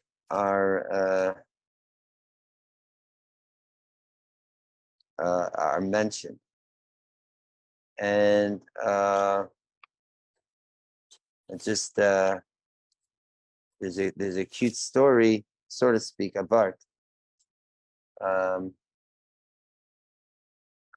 which is also tells us of how we can be co-equal and be on a level amongst each other. We always try to bring in here. We did already a shtickle niggin earlier. Maybe we'll have time for another one later, especially Rachel is here. As just Rachel know that I was singing so much Friday night for Baba that I lost part of my voice. I can't go high. I'm a little raspy, so maybe you'll help out a little bit. Maybe we have a song to oh, I know what's in our parsha, what we could sing. So let me just tell you here. The story, short story of art, and then we can say that the Shizcha, the Yiddukot Shizcha said, following. That when he was a child, he was learning Aleph Beis, and they came and it came to the letters. So he asked, "What is a yud?" So his teacher, the Malamed, said, "A yud is a pintala, a dot. Like a yud is just a small thing, like a dot. It's good." So then he asked, "What is what happens if you have two pintalach?" Like, right? Like a pintala means a yud, and a yud also means a yid. Like a person, a yid, the person is like a pintala, a dot. That's a yud. So what happens? You look in some Sidurim or Chumashim, you have two yuds as a word. What are the two yuds? So we know that represents God's name. Instead of spelling out Yud Kei Vav Kei, a lot of Sidurim have two yuds for Hashem's name, right? So his Malamed told him that two yuds, two pintalach, that's God, right? So one is a yid and two is the God. So he said he continued reading in the Chumash or Siddur, and he sees that in some places at the end of sentences, he looks there, there's like two dots on top of each other, like this, like a shva, like on side to demarcate the end of a sentence. So then he asked his teacher, "What is this? What is that?" So he said, "Oh, that's not God. That's just showing the end of a sentence." So the Yiddah Kaddish asked, as a kid, he asked, "What's the difference? Here's two dots. You say it's God. Here's two dots. You say it's nothing. It's the line." So he said, "You have to understand. If it's on top of each other, if the two Yiddalach are on top of each other, then one is feeling superior to the other. So then there's no divinity there. It's just the end of a sentence. But if they're horizontally on the same level, one yid to the other on the same level, so then yes, then that is where God resides." So the yid said that's what he understood later, that when two yidden there, like they have make l'chaim together, which in the word l'chaim, he didn't say this, I'm adding it. In the word l'chaim, you have two yuds aligned with each other. That's the heart of the word l'chaim. They're drinking l'chaim together, and they're in a way where they comment each other. They're open to each other. They share with each other. They see each other as equals. So that is when God resides, right? That's the word chayim. Also, the inner is the two yuds, side to side, life. It's the most, and the outer is cham, warmth. That brings the warmth of the divine, of the people together, right? So based on this, he said, the Yid said, when he got older, he understood now. It says in our parsha that when after Moshe prays and reminds God of the 13 attributes of mercy that were used to save the people from the golden calf, and does it again now for the spies, and God answers the famous, what we say, Vayemer Hashem salachti kidvarecha, right? And Hashem said, "I forgive you like your words." If you want to see it in the Chumash, I'll show you on the screen right now.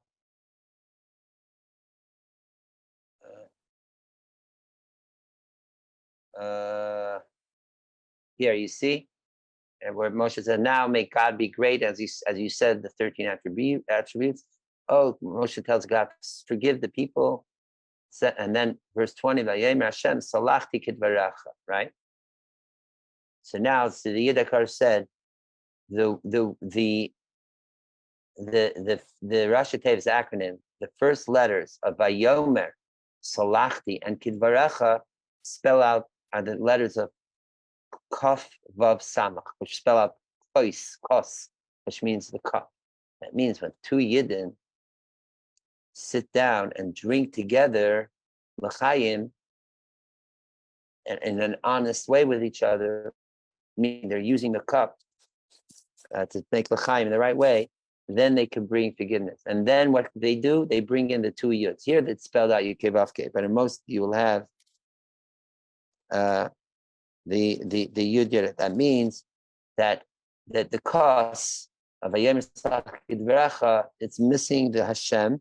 So then the two yidden go into the kos, into the Vayem Salach, and then they bring God in. And then it says Vayem Hashem Salach.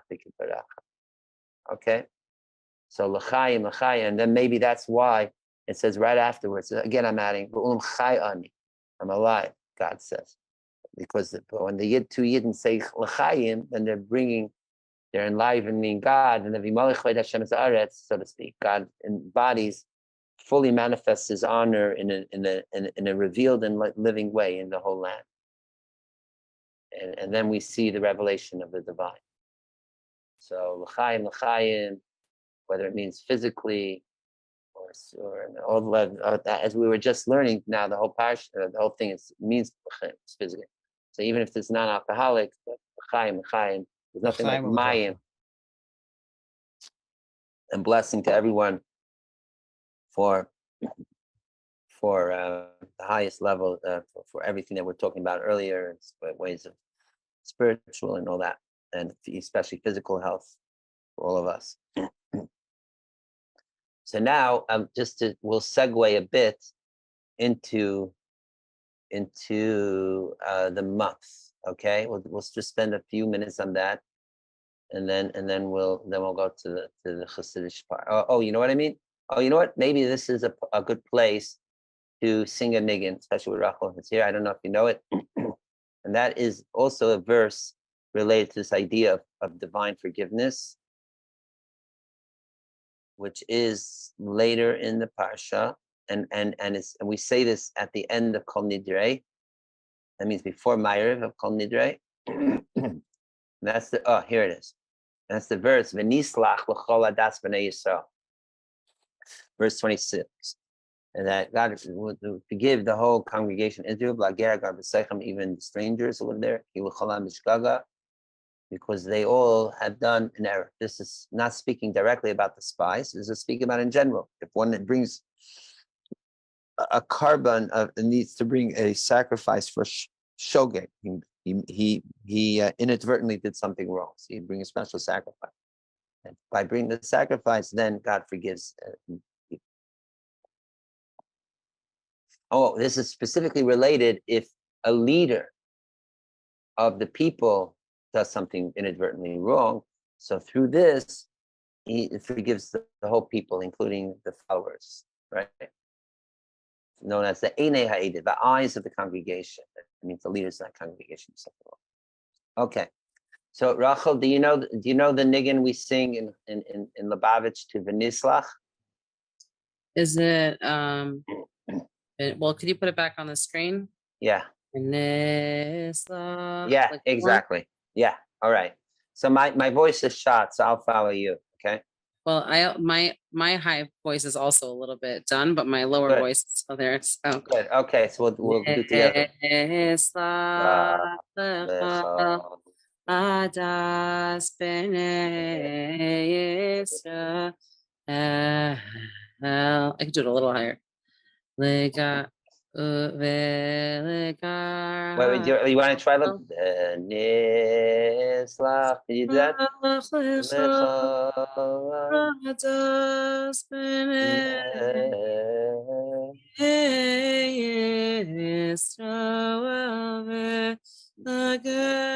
How's this program? It's the Lager. There's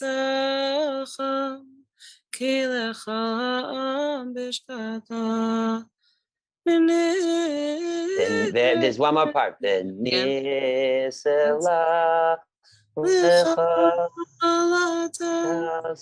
Is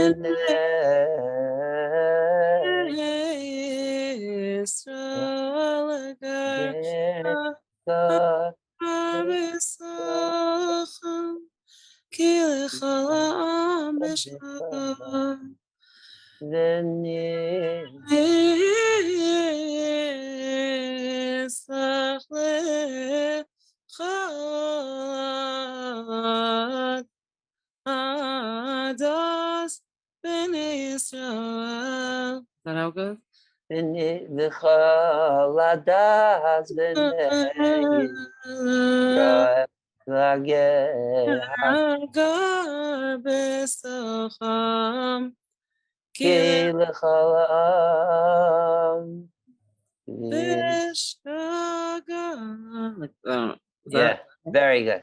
Yeah.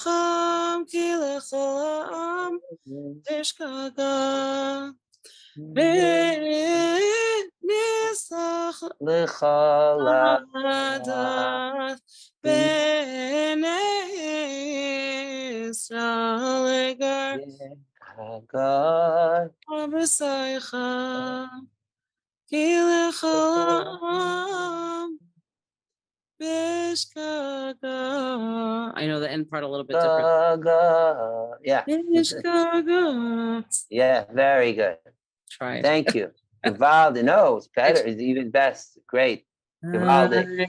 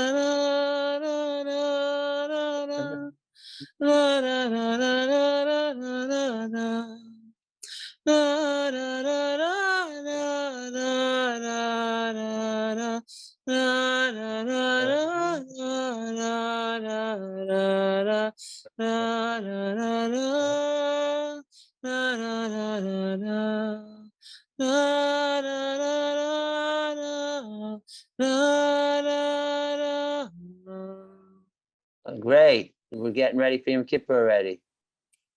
There you go. Right? It's such a beautiful tune. Now that inspired me to go back and really learn it. Right. Yeah, it really is. It really gives the that feel of what we call the Amos, you know, the reverence of the day. What did it mean, the end part? I saw the beginning. Can you post it back up? Yeah, hang on. What was the Lagar Hagar? What was that? The Lager Hagar, and for the stranger who lives in the land. Let me see if where did I have it open again? Here. Wait. Second. No, 1 second. 1 second. I was already going to another window. V'nislach l'chol hadas b'nei Yisrael v'lager hagar b'seicham. Here. Where are we? I say it was.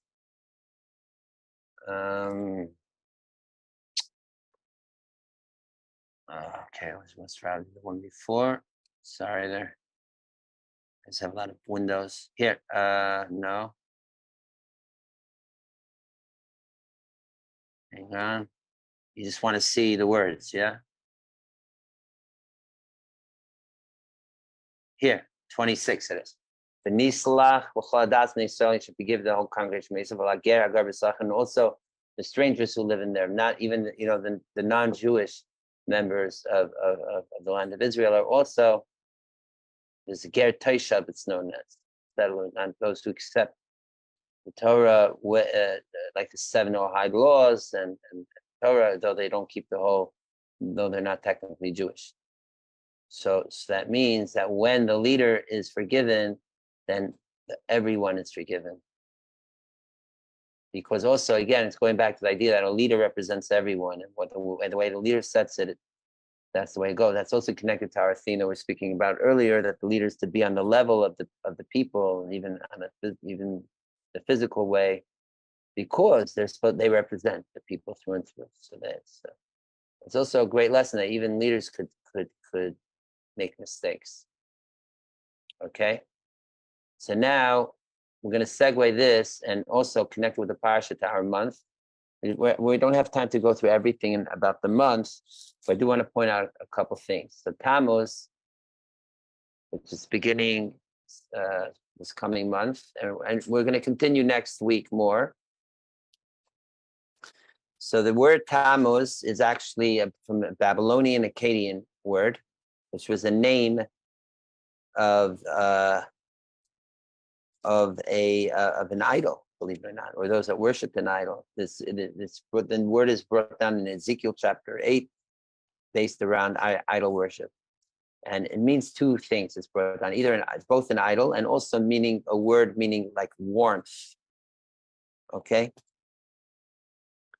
that means this is the hottest time of the year, heat. We have the solstice coming up, and actually, according to certain commentaries, the idol of Tammuz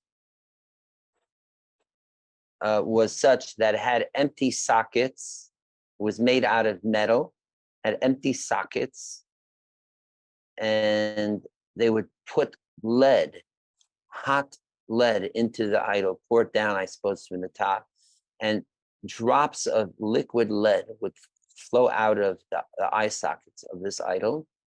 And people who were around it would see the spectacle of this. I'm trying to think of what graphic novel type of analogy there is out there, something like this, some big metal transformer type of monster, Marduk with its eyes dripping hot lead, and the people would stand around and they would weep. Okay, so we see Tammuz has to do with heat and has to do with vision. Okay.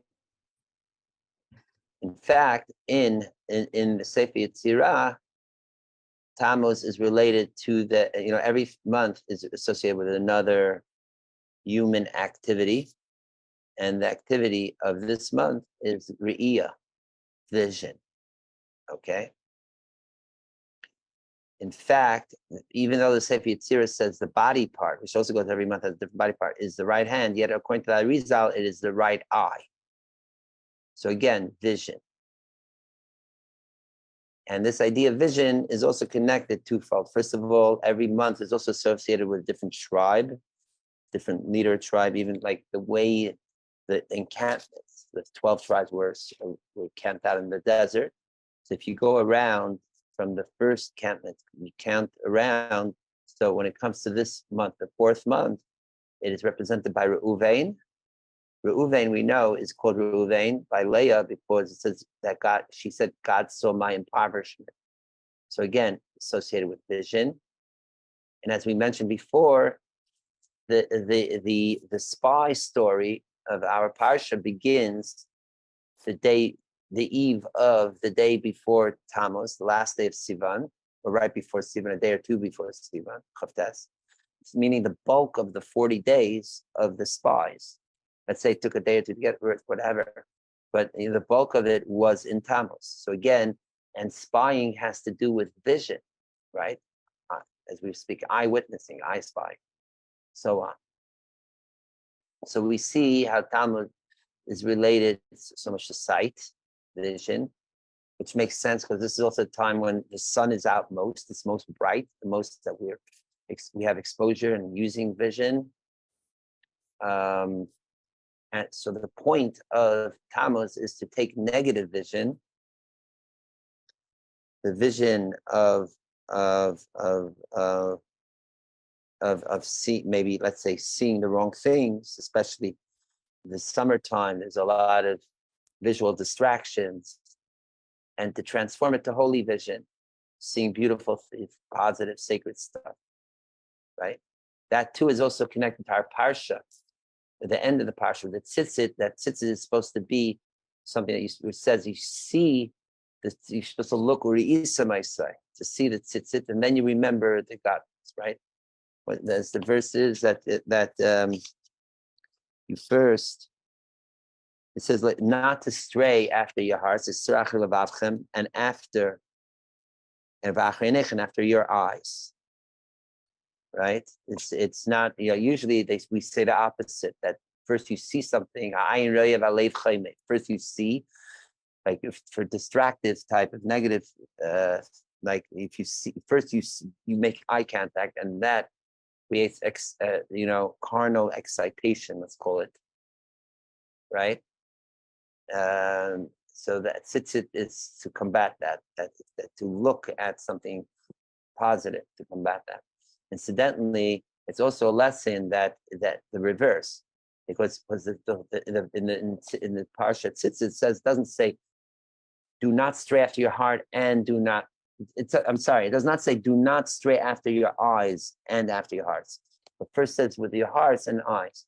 That's a lesson, in fact, that even before you get distracted visually to see where inappropriate places and things, it's also a matter of where your heart is internally set. And if it's set eternally the right way, then your eyes won't be distracted to the wrong ways. In fact, I'm just going to go out a moment from the share screen. In fact, there's a teaching, a Chasidic teaching, that there's a halacha of having kosher milk, chalav Yisrael, milk that was supervised by a Jew. It's called chalav Yisrael. Whereas chalav akum is milk that is done by a Gentile, even though it's kosher.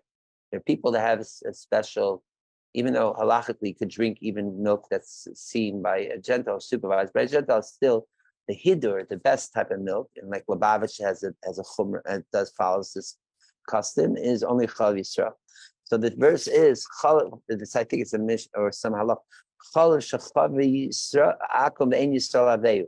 What do you do about milk that a Gentile milks and a Jew doesn't see it? So the Chernobyl Rebbe read it the following. It's not, that in itself is a teaching that if it's milk that a Gentile milk, then the ein Yisrael, then the ideal Jew doesn't even see it. If it's something has to do with something not of the Jewish path, then it's not in the visual range of the Jew. Yid. Reminds me of the story that when the Lubavitch Rebbe started the whole campaign of putting on tefillin on Fridays and other times, even for people who never put on tefillin. So the Lubavitcher, young Lubavitchers were out in the streets, some places which were like in the main Tachana Merkazit of Tel Aviv, which is known as, the main train station in Tel Aviv, and there were certain like immodest posters up and such. So there was one Friday afternoon. There was a Lubavitcher had his booth up, wrapping, secular Israelis up with tefillin, and and a well-intended, like, non-Hasidic, like very Haredi from Jew came, and he quotes the Lubavitcher, says, tells the Lubavitcher, a young guy, sir, I know you're doing something great, but how can you do it here in the middle of the trade? You see all these inappropriate posters around. How can you do it? To which the young Lubavitcher responded, Rabbi, that's very interesting. I've been coming here for months every Friday afternoon, and I never noticed these posters. And here you come for the first time, and right away you see them. It was like we call it in Yiddish. It was a shtech. It was like it was like a sharp rebuttal. But that's the point. Like where our heart is intended, then the eyes won't. In other words, the blinders of the eyes are not on the surface, on the outside, on the eyes. It's in our hearts, and then automatically you won't go to the right way. That's generally speaking. Of course, you should still be the right way, intended, blah blah blah. But we're talking about where the heart is, right? So we see here also that's like especially like how even our parsha is related to the idea of how to have proper vision, focus. In fact, and not only the whole idea of spying was because they were using their vision in seeing it in a negative way, but in fact, like the Medrash, I think Rashi brings down also the continuation of the story of the spies from the end of the last week's parsha, which was the whole story of Miriam, speaking about Moshe. That the Rashi says, let me see it, that the issue was that when it says, why does the story of the spies come after Miriam? Because Miriam was punished with the leprosy because she spoke about Moses's separation from his wife Zipporah, right? It wasn't wrong. She didn't mean wrong either. Meaning, in other words, she didn't mean wrong. But the point was, she shouldn't have just made this information public, right? And still, she was public. It says Rishayim Aloyu, and actually, Rashi is interesting calling these. We just spoke about the spies were great people. And Rashi is saying these were taka wicked because ultimately they weren't following the full way. They saw. It wasn't just they heard what Miriam did, but they saw, and they didn't learn from Miriam that you don't go rattle-tattling in public things that are inappropriate, because that's ultimately what the spies did. They were speaking negatively about the land. But it's interesting that Rashi says they saw. What was so again? It was almost they were looking in the inappropriate way. What were they not looking inappropriate? It wasn't just that they heard what Miriam said, heard through the grapevine, or maybe even heard directly from Miriam, but they saw, but it was more than that. They even saw the aftermath of Miriam's leprosy. And still they didn't learn from that. So it's a great reminder of the power of proper healthy vision. And also, right, meaning of what happens when it's unhealthy vision, and also the power of healthy vision. Like we said earlier, we speak about at the very beginning about visions, or looking at tzitzis, or even things like people seeing is believing. Seeing is believing. This is the famous saying: if you see something in the right way, positive, or we say, "I've seen the light. I once was blind, but now can see," as the Amazing Grace song goes, right? But when you see, that means amazing grace. You see, you're grateful when you have the right pure vision. In fact, I'm going to end off this, and then we'll go to Chassidus with one last very interesting acronym from the Breslov, Rav Nachman Breslov. Here, I put it on the screen. This is from the verse in Ezekiel, about the vision of Ezekiel's vision, the great one that we read in Shavuot, of all the holy animals and the angels with 6 wings and the spinning fires of wheels of fire and electric. So when it begins with the verse that Ezekiel says, "Niftachu hashamayim ve'ere mares Elokim," that the heavens opened and I saw the vision of God. Says Reb Nachman, if you take the first letter of these 5 words, they spell the same letters as the word emunah, faith. Aleph, mem, vav, nun, he. Not in order, but you have all 5 letters there.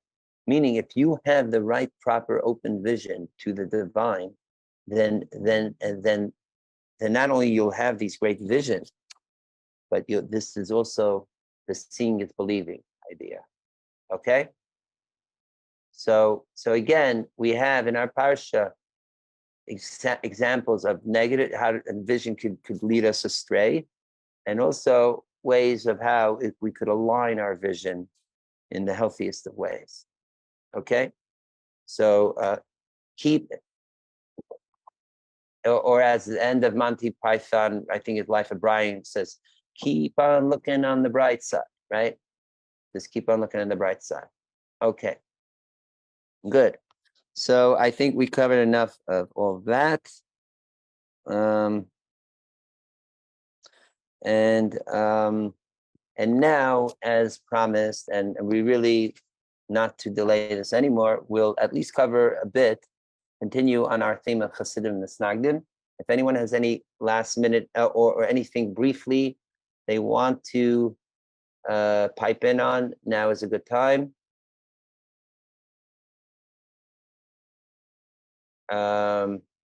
Okay, let's see. We're not going to spend much time on the Chassidus part. Okay, we'll just do enough. But this is what we'll do.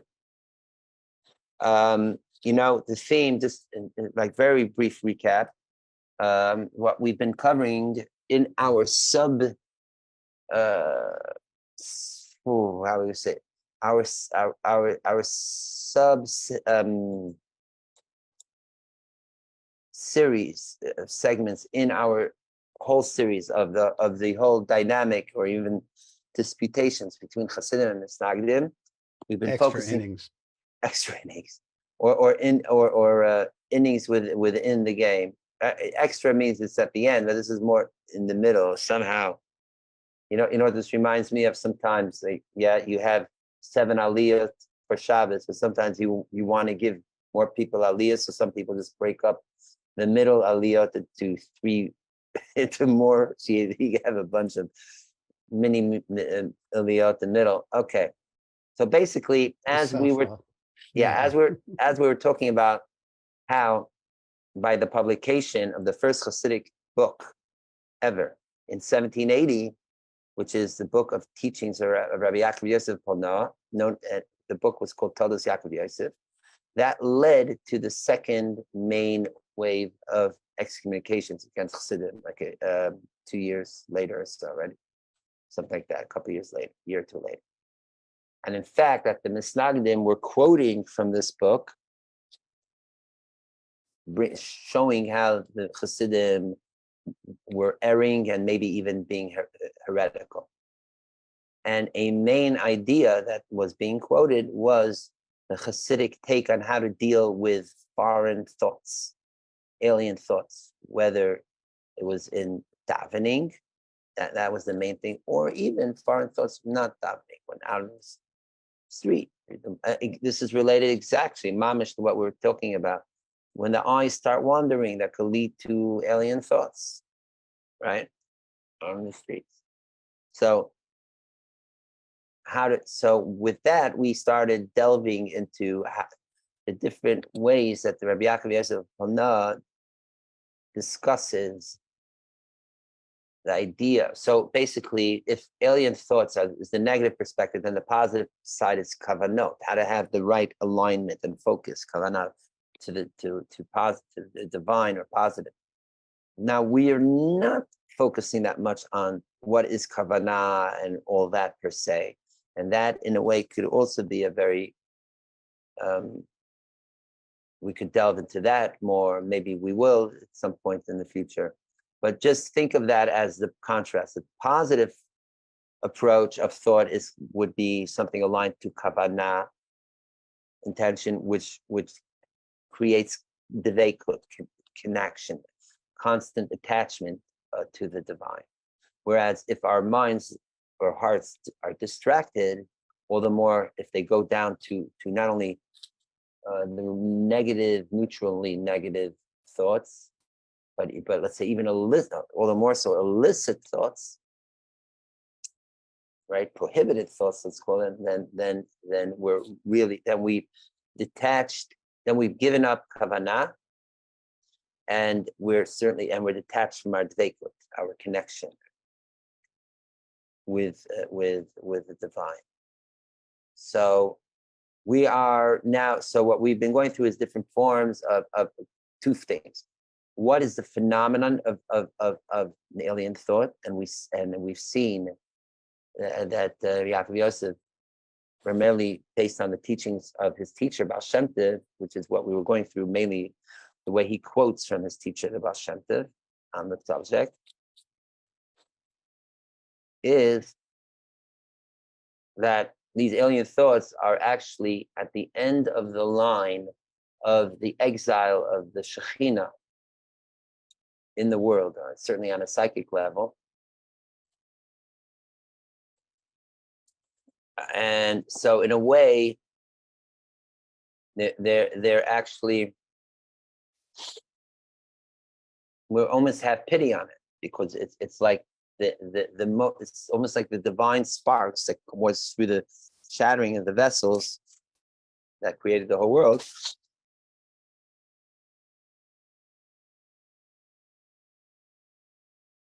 So now they're stranded in the negative or even illicit psychic realm.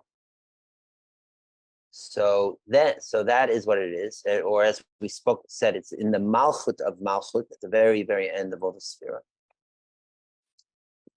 So how do we deal with it? So then there's the techniques that the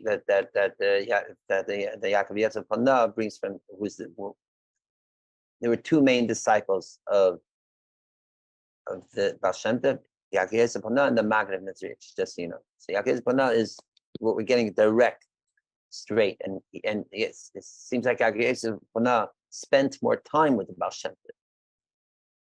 And it seems like he received more teachings from the Baal Shem Tov, even more than the Maggid. Plus, he wrote the book. This was a book that he himself wrote and supervised. And he writes in first person, I heard from my master, etc., etc.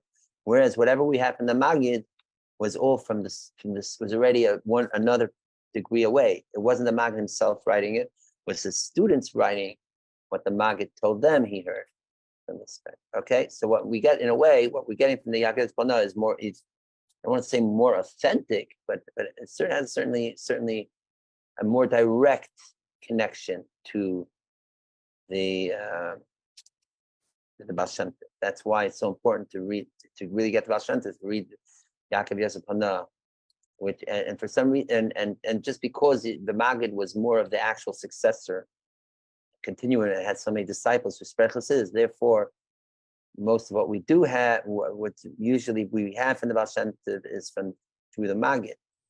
But again, we're going through here. Our focus is to tell this Yaakov Yosef. Okay, so the techniques are. This is different Torahs we covered in the past cover different parts of the techniques.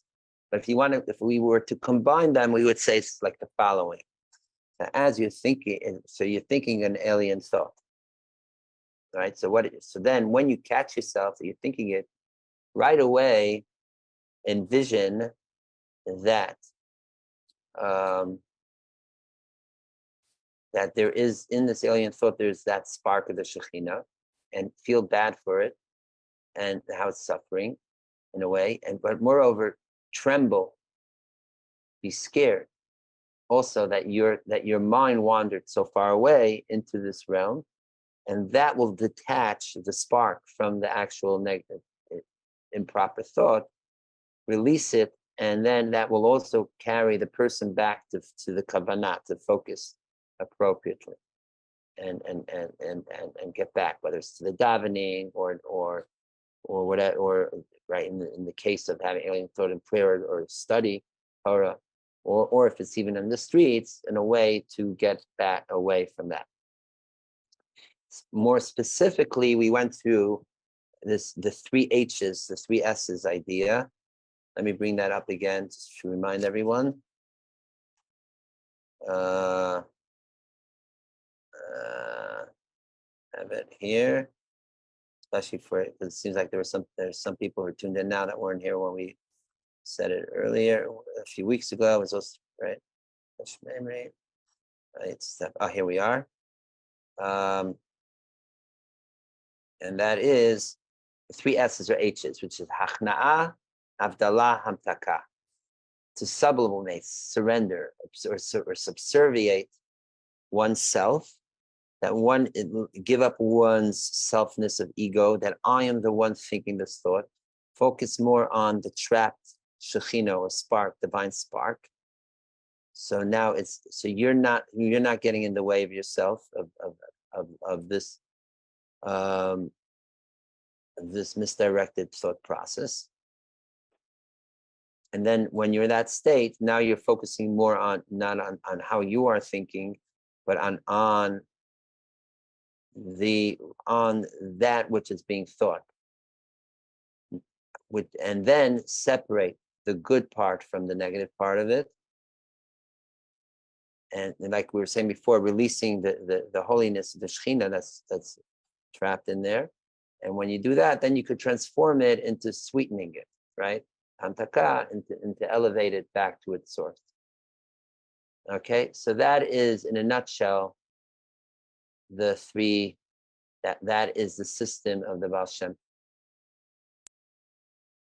of the Baal Shem Tov. You all saw that, right? Whoever was interested, right? I did share screen in that, right? There, right, okay, there. Now, I just want to just throw this out, and that is that there is another factor here, which is not as emphasized in our text that we've been reading. Maybe it'll come up later, and that is that there is some way to even take the substance, the content of that foreign thought, and see it as an idea and a meaning that in itself could be like, in this way we're talking about, it's not even going into, it's more going to the form or the idea of thinking something for alien, but it's not going into the content of it, of what you're thinking. However, there are places, even Yaakov Yerzikol now will tell us that even there are ways to separate the content of the thought itself and elevate it to the holiness. And hopefully we'll get there. I mean, an example is like what I gave before weeks ago when we're talking about when we brought down from Gemara of a certain the Amora who was thinking of chicks or the bricks of the wall, and that could even mean how they're thinking, or let's say, and I mean this is or for example, we did learn something. Let's say if you witness a friend doing something wrong, so that is also a lesson for oneself, that there's something in oneself related to that is also wrong to work on. Okay, so that is not just an alien thought. I mean, the biggest example, and it's brought down, I think, in Yaakov Yerzikol himself, but certainly by the Maggid and others. For example, the classic. This is from a male, what they call in feminist studies, the male gaze. That if not, maybe a female gaze too, in that way, which is if the man sees a very attractive woman, or which even excites him, or let's say a woman similarly to whoever she's attracted to. So there is a way to think of how this attractive individual is actually originates on a high spiritual level from like the sphere of Tiferet, which is beauty in the divine realm, and it's just come down into human form. There's a way to abstract away from the physical form thereof, or certainly the carnality related to it, and that way, even and then directed into a holy, passionate way. Okay, so that's an example.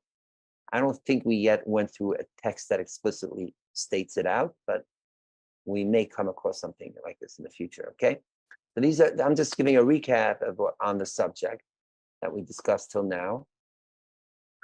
For tonight, just to cover some grounds on it, what we will do is, I won't call it like filler-ins, but something like that, which is that as we know, that we were focusing mainly on these teachings that are at the end of the book Talis Yaakov Yosef, which is a whole list of direct teachings from the Baal Shem Tov that Yaakov Yosef says, I heard from my master, right? And a few of them were the stuff, actually everything that we were speaking about till now, the ideas and the techniques, and this is coming from there. So there's a few more there. So we'll so that the idea is to cover that, and time permitting, also a few more Torahs related to that system of the Baal Shem Tov and the Yaakov Yosef of the three S's or the three H's of sublimation, separation, sweetening, or Hachna Havdal Hamtaka. Okay, so and that way will also refresh us what we were learning until now, and then we'll see where we'll go from there. Okay, so this is towards the very end of the book of Talis Yaakov Yosef, a very short Torah. That the Yaakov Yosef says, Shamati Mimenu, I also heard from my teacher, the Baal Shem Tov. The verse in Isaiah says, V'kavei Hashem yachlifu kayach, that those that have real hope and trust in God, they switch their energy, they switch their power, they can transform their power. What does it mean? So the Baal Shem Tov interpreted this verse to mean, Ki ayidei machshava ra izara yuchol lavid Hashem. That through an iniquitous or even a foreign alien thought, you could serve Hashem. Kigain, for example, v'chulu, etc. Now, what is this, etc.? So first of all, here we're seeing again this idea that just because you have an alien thought,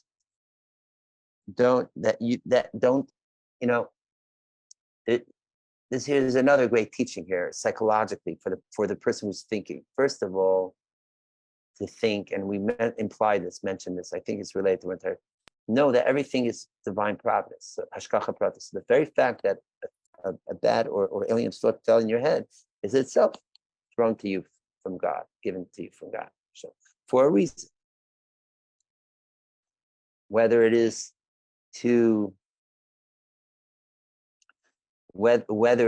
overcome it, to become better in thought, or is it even because there's a lesson even in this bad thought, that there's a good part to this bad thought that you could extract from it, do like very almost like hair splitting surgery, cutting to take the good out of the bad, and use even the part of the content like we just said. And also it helps psychologically that the person doesn't feel too bad, crestfallen, or become paralyzed that I'm such a bad person that I had this bad thought. Because if you know in advance even, and if you're going to have a bad thought, or when you're having the bad thought, that this too can be used to serve God, so then you're gonna be still feel empowered enough to serve God. The worst is like almost the Catholic thing that you do something wrong, and you feel so bad. Oh, I'm not perfect now. I'm a terrible person. So firstly, yeah, you it's like you fall on your face, and you can't serve God and continue serving God. And B, usually there's this almost vicious cycle that could be built. That person already self-identifies as being a bad person, and therefore will almost start doing that to continue doing or repeating and even doing worse things, right?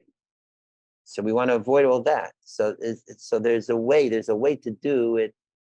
And don't eat yourself up fully in a way that don't give into it just because you have the bad thought that you're a bad person, right? You could almost say, yes, it's wrong what I did, what I'm thinking now. I shouldn't be thinking that, but I'm not going to let that control me either, or make that who I am either, and see it, and both in a way to detach, almost like object relations, maybe in Freudian psychology, post-Freudian psychology. You could take your thought and make it identified as something as outside of oneself, and to work with and discern, and B, see it as actually an opportunity to serve God in ways that you wouldn't have been able to otherwise. Again, of course, don't go out there to begin with, to fill one's head with the wrong types of thoughts. But if inadvertently it does fall into one's head, there are methods to how to deal with it, not only to get rid of them, but even how to serve, create Hashem by them. Now, back to this Torah. He says, for example, etc. So what's the etc.? So firstly, as we mentioned before, at the beginning, the caption of this whole section of this litany of teaching the Baal Shem Tov, the Yaakov Yosef says that there's teachings here that are a bit, he implies, let's say openly, that they're a bit too radical. They can't even really write them out, spell them out, right? So he is, there's the term, it says, you reveal one portion and conceal two, meaning he's revealing and concealing at the same time. So that's what he's doing here. He's giving us a teaching that you could serve God even by having a negative, bad, or forth, but he's not spelling it out. He's giving the full examples, at least not in this Torah. He goes, etc. What I personally think is it could be related to things that are really wrong, illicit thoughts, such as ones that have to do with eroticism. That could be what's implied by this, etc. Or other illicit thoughts, not just neutral thoughts of, it could be anything. As we spoke about in the past, there's different ways that, right? We spoke about 3 ways of illicit thoughts. The worst is thinking something that's totally illicit, again, in something where you see something really terrible, negative, eroticism, or things, or doing harm to someone terribly, or plotting to do some, really wrong act, whatever that may be. That's one. Second foreign thought, right? So that first foreign thought is anytime, even you're walking out in the street as well. Then you have something called like a neutral thought. I should throw out the garbage, or I need to make a phone call to my doctor, right? So that if you're in your regular walking down the street in your office work, then that's not wrong. That's a part of your life, things you need to do. But when you're davening, you shouldn't be thinking about that, right? You should be thinking only about God, not about calling the doctor, etc. Then there's the more subtle one we mentioned is if when you're davening, you're learning, you're thinking about, is my davening or learning at its fullest or not? And you're stepping away from being immersed in the davening and learning to think of, to observe almost like from the outside of oneself to see if how's your kavanah in davening, something like that. Which that last one we said that actually has some validity and appropriateness. Okay, be it as it way. So I'm just mentioning this because that this etc. could cover any of those that we're saying. Okay, let's just finish this short paragraph. Well,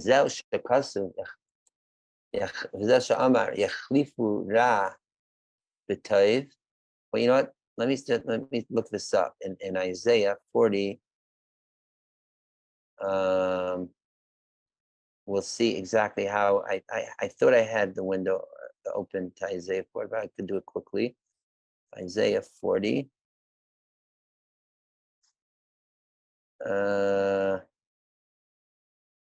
Isaiah 40, what did we say that is? Verse 31.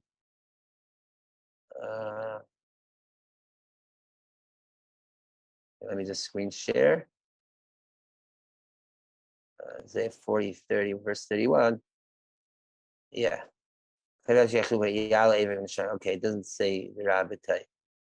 So that's the Yaakov Yosef Pana, or the Talmud is added interpretation of it. What does it mean to transform power, the energy? It means to change, means from the bad to good, that there is a way.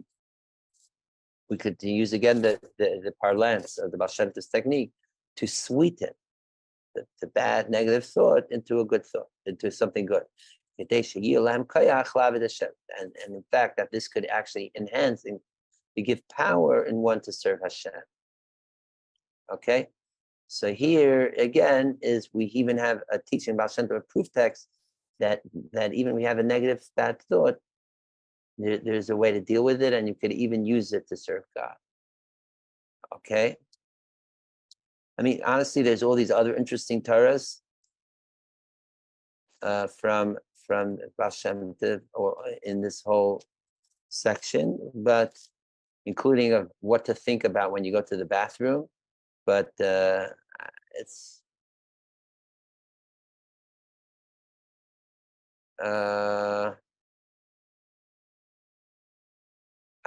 just want, it's just the one right after, so I'm not even going to read it. It just says like okay, forget it. It's too scatological, and it's not associated. If anyone is interested, ask me later, and I'll fill you in. You know, I mean, it's a little too schmutzy for right now.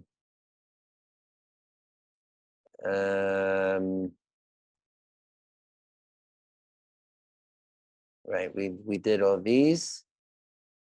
There's, I think, one or two in this section.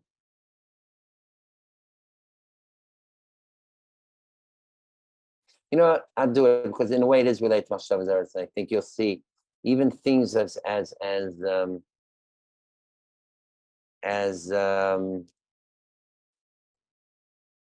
related to by the way, the Baal Shem Tov and Rav Nachman Breslov were also, they didn't shy away about talking about bodily functions, like going to the bathroom, by the way, and they even had certain health techniques, how to deal with constipation or loose bowel, blah blah blah blah. Anyways, so he says the Yaakov Yosef says, I heard from the Baal Shem Tov how to hold yourself back if you need to go to the restroom while you're davening. So pause while you're davening and think that you have in oneself small like vein or orifices and large orifices. Like also urinating is in Hebrew known as going ketanim, small, and defecating is known as going big, gedolim. Okay, and so it's also a teaching that small means means if you have to urinate, basically. So remember that this is teaching you that you should be that is to show you that you're still on a small level. To keep you humble, right? Actually, this is related to our teachings because when you need to go to the restroom while you're davening, then the thought is falling into your head. I need to go to the bathroom, which is distracting you from the davening. So the Baal Shem Tov is telling us how to deal with such a type of thought too, that override it with the thought, oh, I have to urinate. So that means I have to go to ketanim, small, meaning I am still small, and I have to still work and this is humbling me to be in that level. And moreover, that it's even I'm so imperfect and small that I even need to go to the restroom. I can't even I cannot even transcend my bodily functions here. So then here he throws in the word from the three S's or H's that we said. And when you think like this, that when you do that you have to go to number one, so then and you think that this brings to you this state of katnus, that you're small, humility, then ulamatkam, then that is sweetening the thought, and it's also implying that you'll also be able to overcome the thought of needing to go to the bathroom to urinate. Similarly, or not, or at least related to it, is that if you need to go number two, that's called gedalim, like big. So that is teaching us to be gadol. That means not be yourself egoistically big, but rather that you are to magnify oneself. Because gadol is bar in its gadol. And this thought, I need to go number two. Is telling me to become big and to be proud.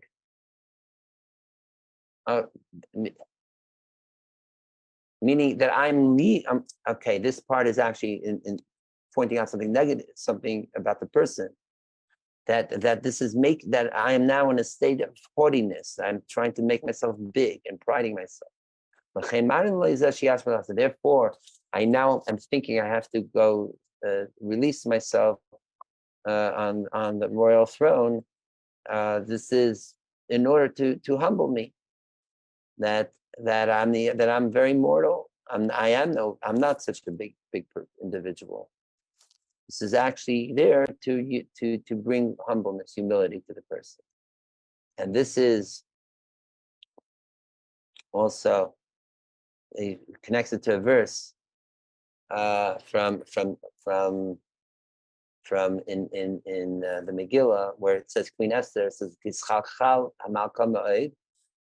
That means that the word Chachal means, I think it means there, like she hesitated to go to King Achashverosh, or I think it is to communicate through Haggai to Mordechai, and it says there in the Gemara in Megillah says that means that she needed to go to the restroom then.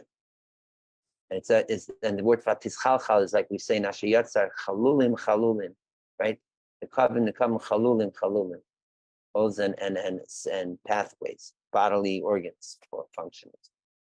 So it's connecting that there's even something of a spiritual or a positive aspect of it, even related to a tzedekis like Queen Esther. And here again, he cryptically goes, the idea is v'chulu, etc. Basically, he himself, the Rabbi Yashkesh, the Ponah doesn't want to spell out completely this whole Torah. And he says, v'zet tzarech l'panim, that means this means more to be insight, to discuss, which he doesn't want to go into, or how to correlate it with halacha. The hapeiskin kasu, because the halacha says, the paiskin write about such scenarios. What do you do with if you have to go to the restroom while you're davening? When you pause, how to pause, when things like and how do you deal with it? Because there's two parts. In general, there's the idea that in general, if you have to go to the restroom, you're not allowed to hold it in. It's called balta shaksu. All the more so when you're praying, when it's to pray with the guf naki, a holy body, a pure body. Clean body, nothing. Meaning that you shouldn't have waste in your internal organs, especially if you feel the urge to go. So it's preferable that if you're in the places of davening where you could stop davening, to take care of the business, and pause davening, go take care of what you need to, and then come back to daven because of guf naki. In fact, this idea of guf naki, clean body, is one of the reasons why Chasidim were, use the word notorious or whatever, their reputation was that they would daven late. They wouldn't daven right away at the crack of dawn of the Fasikin. And at times they even daven what seemed like after the formal official time of davening, let's say Shacharis and such. And one of the reasons was that they felt that to make hachanot preparations for davening didn't just mean spiritually, but it meant practically to make sure that their bodies are have they've taken care of emptying their bowels and such. So in order that their bodies be clean in order to daven, that was important.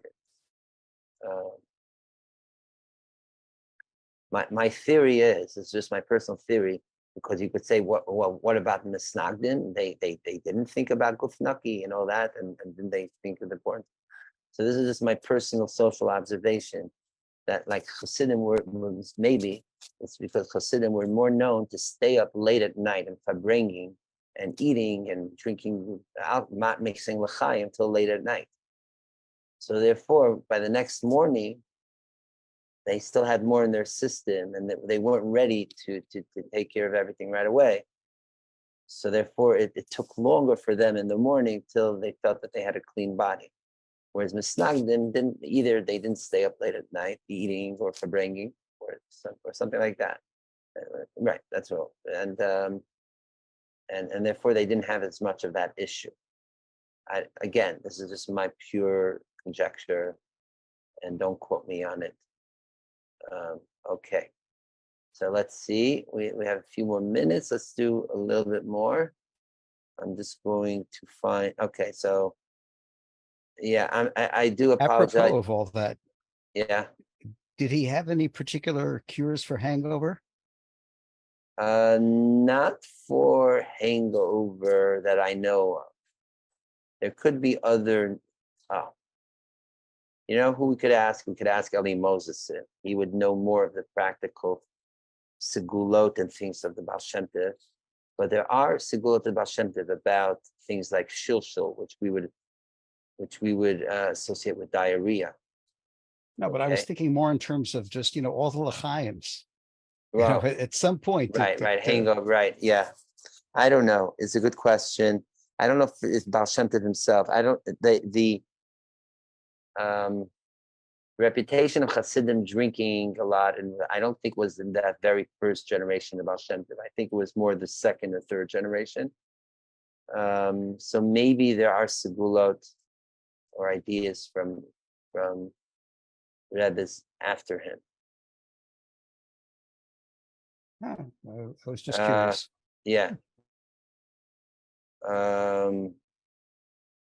Yeah.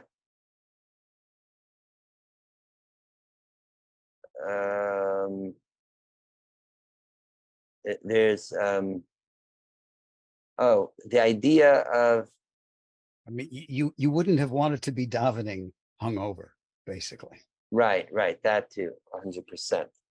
I mean, it is an issue. I know, let's say in Lubavitch, there were a lot of farbringers till late at night, and they get up and a bit, yeah. I mean, there's the idea of you have to pray with a dayat slula, with a clear mind, a sober mind. So exactly, certainly for that part. I'm trying to remember if there are any Lubavitch segulot other than what are the Lubavitch hangover remedies? It's a very good question. Other than coffee and marble cake, I'm trying to remember. Davening, not sure. Good question. Maybe I'll ask Ellie. Okay. By the way, the idea of even having an erotic thought as being distracted, we did learn in the past when it had to do with Abraham. Remember Abraham and Sarah? It's right here, it's on the screen. And when he said, "Now I see that you're a beautiful woman," and all that, and how to elevate even such a thought. But even here, he doesn't go into detail of it.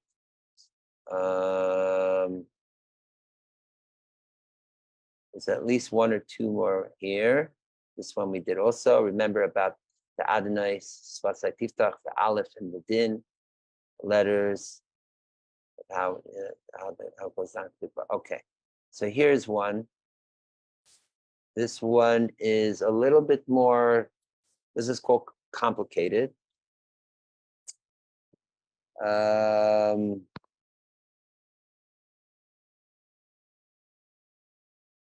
And it does mention in the idea of alien thought. So let's just at least start it. Let me see if I have the right verse open. Yeah. So here is the verse in Psalms 109 that King David laments about the wicked, right? That do deceitful things and speak false, and that these wicked people are surrounding him, pursuing him, fighting against him,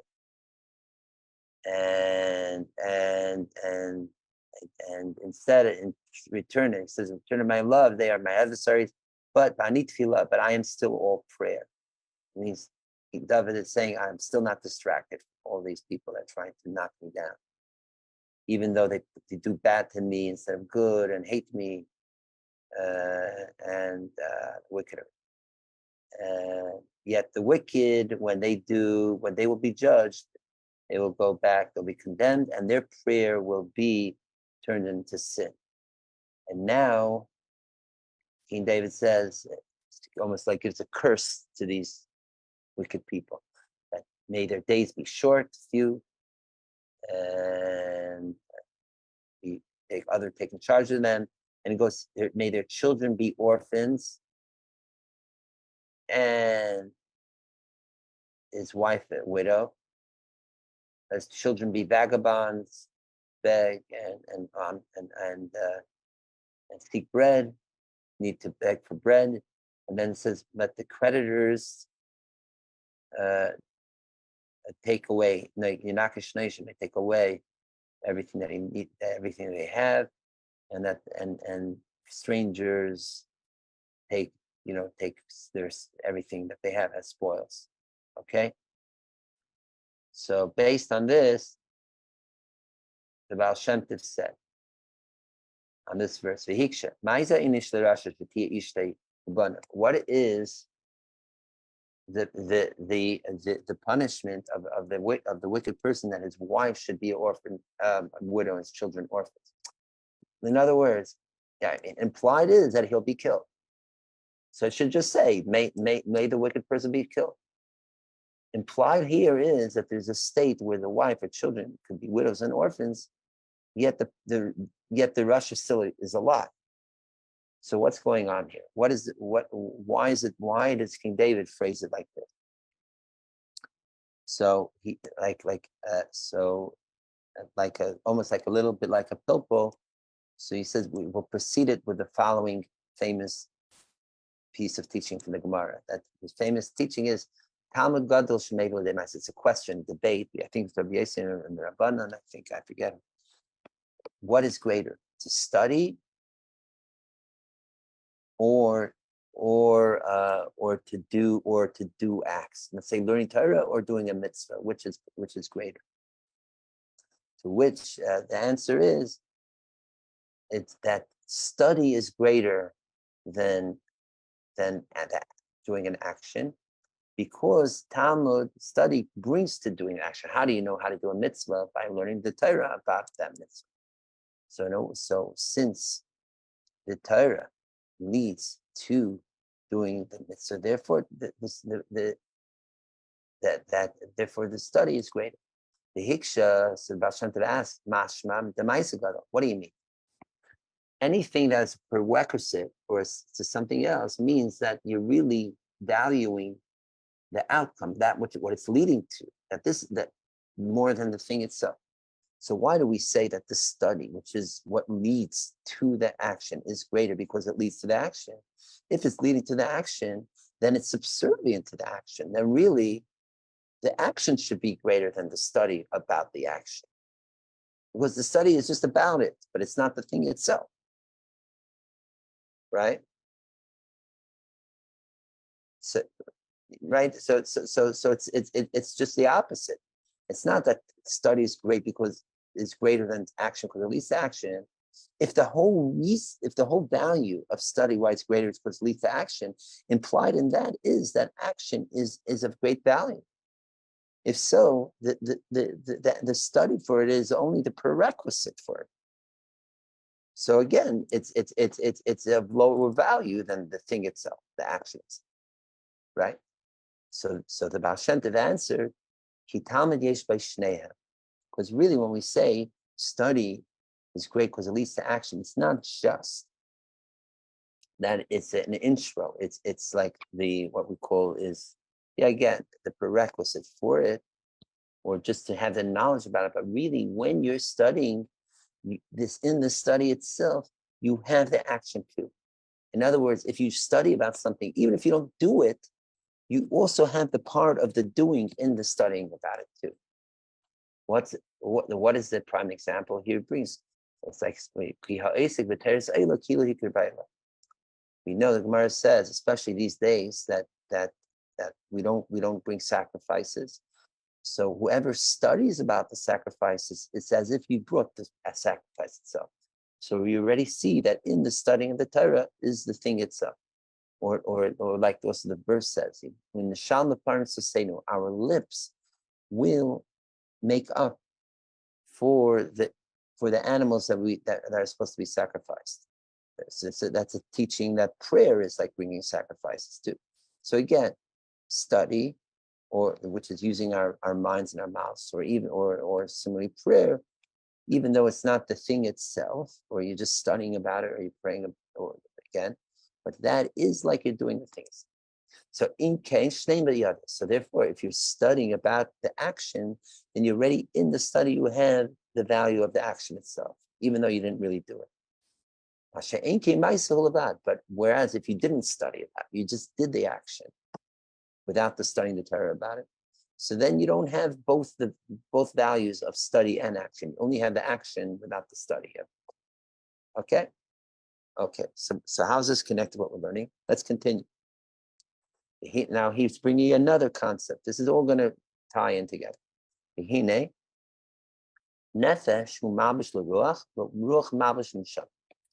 know that our soul is made up of 5 compartments, almost like onion rings or something.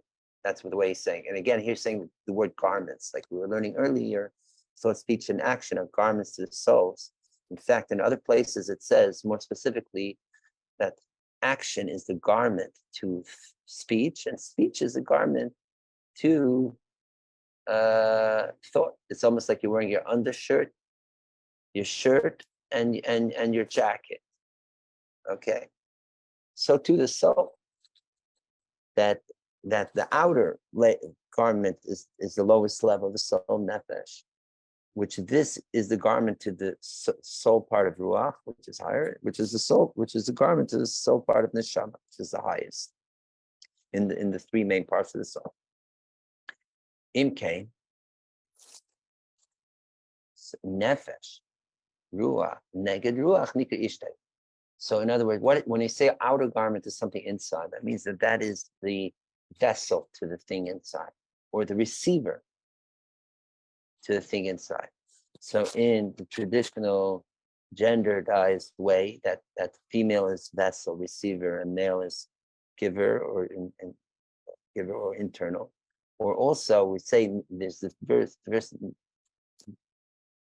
Nikevet to Sevev Gever, that the woman surrounds the male.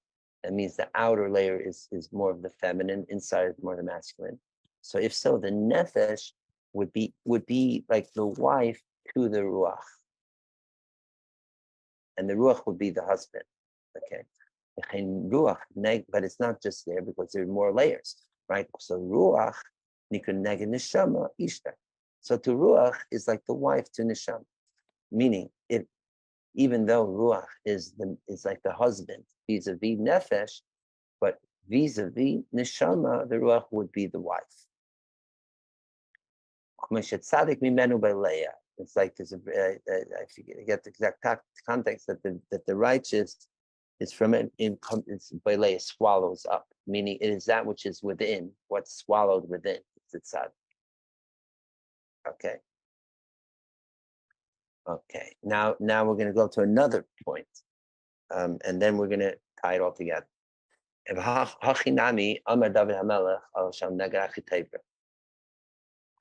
It says, right? It says that Doig and Achitophel, Doig that in fact David HaMelech learned. It's like the Mishnah says, learned two things from Doig. And Achitophel was also a great teacher of Torah. They were both great teachers of Torah, but they were learning things inappropriate, that not in the full kavana of Torah. And I think they even challenged David HaMelech in learning Torah. Remind me, I'm going to look at, because, I didn't look at this honestly in a few weeks, because I never knew when we're going to actually cover this. So, so hopefully next time we come and learn, I'll fill in more of the details. The point is about what is the context here, it's more specifically. But the point is that Doeg and Achitophel both challenged David in learning, and also revealed that their learning was not in its pure. It was there was some ulterior motives involved, meaning that it was the shalei lishma, as we say. Shalom Torah, right? So on the shalei lishma, but not for the purest intents of Torah. But they did learn Torah.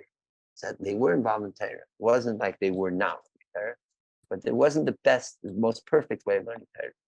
So Shalom Akapanim Torah, they actually learned Torah. Shahu man l'tefillah. Studying Torah is the preparation. Man stands for Mayim Nukvin, feminine waters. Means that which brings arousal. Meaning that in this scenario, in order to pray, before you pray, you should learn before you pray. Because the learning Torah brings an arousal of the soul, activates the soul to be on a higher level, spiritual level. It's like the prep. And then you could go into davening, okay? It's interesting on this concept, what to do first, because there's some places it says first daven and then learn. Like we mentioned earlier, it's a Gemara also, and I think also in Brachos, that says that first the daven, and then you have to go to the Beit Midrash to study. So there's that context too. But in this way, actually, and this is also more of a Hasidic way, certainly in Chabad they do this, there's the idea of learning Hasidus before you daven. And that is, in fact, very essential to Chabad way of davening, is that to learn Hasidic discourse, something in Hasidus, and then even use that to meditate upon it. And that puts one into the right mind, soul set, heart set, to go and take off in the flight of prayer, right? And also, as we know, Torah is more about, even though it's more about drawing down, and tefillah is about ascending, but here, in this sense, that is Torah in general. But Torah, as a prep for prayer, is the beginning of the stirrings of the ascent of prayer itself. That's why he says here it's the Mayim Nukvin, because the masculine waters, which is known as Mayim Duchrin, is what comes from top down. The Mayim Nukvin, the feminine waters, are the waters that rise from bottom up. Okay, so their davening was already a preparation to arouse the prayers. It's like the Marsha, which is a commentary on Talmud, and it also is a commentary on the more agadaic parts.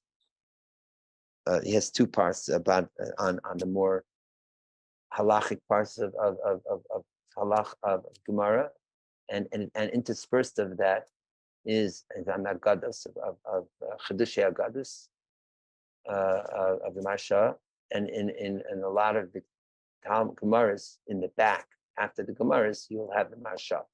It's an essential super commentary to Gemara, Rashi, and Tosfos. It's like continuing in that way. Like traditional way of learning Gemara, you have like at least 4 or 5 levels. You first learn the Gemara, then you learn the Rashi and Tosfos, then you go into the back and you learn the Marsha, or the Mara, or the Maram Shif, or the Maram of Lublin. And then after that, you'll learn commentaries on, right? So the Marsha, Maram Shif, and all that. Those are commentaries on the Gemara Shtays. And then after that, you go to other volumes that are not printed in the Gemara, like the Pnei Yeshua and others, which are commentaries on the Marsha and the Gemara Shtays, blah, blah, blah, blah. And then you could go to even further compositions that are on the Pnei Yeshua, on other commentaries like that. So you could go at least 5-6 degrees from the Gemara to, if you want to learn a sugya, a subject in Gemara in depth. So Marsha is like the super commentary to the commentaries of Rashi and Basis in Gemara. What's up? So the Marsha says, I suppose on this Gemara, where it speaks about David and Daig and Achitepo, it's here, it says Hakavana liyira, but I think it's supposed to be Hachana, okay? But the whole Torah, sometimes Sefaria has some typos, just, but the whole Torah is a preparation liyira, Mikras Tefillah, is for fear. That Torah itself is a preparation for awe, or yira, which is for prayer, okay? So we establish that Torah is a preparation for prayer. With tefillah, mashpim lemiskalam mad neged mad. And then when we pray, it is true that prayer itself is an ascent, but the ascent is in order to activate shefa to flow down in response. Because prayer is asking for things from above, and so our prayer is to trigger and generate a response from above, to draw down the waters from above down here, which is the mad, the mayim duchim, the masculine waters. Neged man, in the par with the feminine waters that are rising. So the prayer, so the learning Torah and the prayers that follow is creating the rising of the feminine waters, and that is to bring down the shefa, to be mashpia, to bring down the shefa of the masculine waters in response to our prayers. Okay. Is this actually an aliyah, letzorach yirida? Yes. Yeah, very well put. In a way, yes. And like we've said, and more than I think also that in general, we see that, especially in the Baal Shem Tov's way of sweetening things, right? You're supposed to go up in order to bring it down. Yes, very much so. It is that dynamic. In fact, just think of what is the whole point of prayer. So when we even, like, there's two parts of prayer. Prayer is both praising God, but the most basic part of prayer, which is even more the halacha of what prayer is, the Rambam says this. There's two parts of prayer. Praising God is like almost more the higher, loftier, almost additional part of prayer. But the most basic part of prayer is not only tell God shvach, praise Him, but yivakish tzrachov, for a person to request his needs from God. Right? Slach lanu v'chatanu, rafeinu, hashivenu. Baruch Aleinu, etc., etc. Give me sim shalom, teva bracha, chaim chen v'chet rachma aleinu. So all this is asking, requesting for our needs, and ideally we're answered, and that is like you're saying. So our prayer is aliyah, and then that response to it, which is the shefa coming down, especially if it's like a bracha, let's say. Too is coming down to us, the Yerida down to us, right? So now, in the ideal way, when a person's learning in the right, well-intentioned way, where it's pure. Sorry. Yeah. Sorry. Before you move on to that next segment, can I stop you where you were talking about all the requests that we make in our prayers? Yes. How I pray on behalf of us to God. And then there's places near the end in Tachanun where it's very much ani ve'ata, sheli and shelcha. It's like singular first person. Right, but it's more rare. Hashem, where it's in other cases plural first person. Anachnu. Right. So most of the times in our prayers, it is plural, collective, like Right. us, Hashamnu, Bagadnu, etc. Seems Yes. right. It's actually rare where you have singular. And by the Right, way, after Tachanun, it comes back around to Aleinu. right, Aleinu, Right. and even in Tachanun, I'm not 100% sure what you're referring to, because I don't see Anivata in Tachanun. Right, I have in David when you do Tachanun.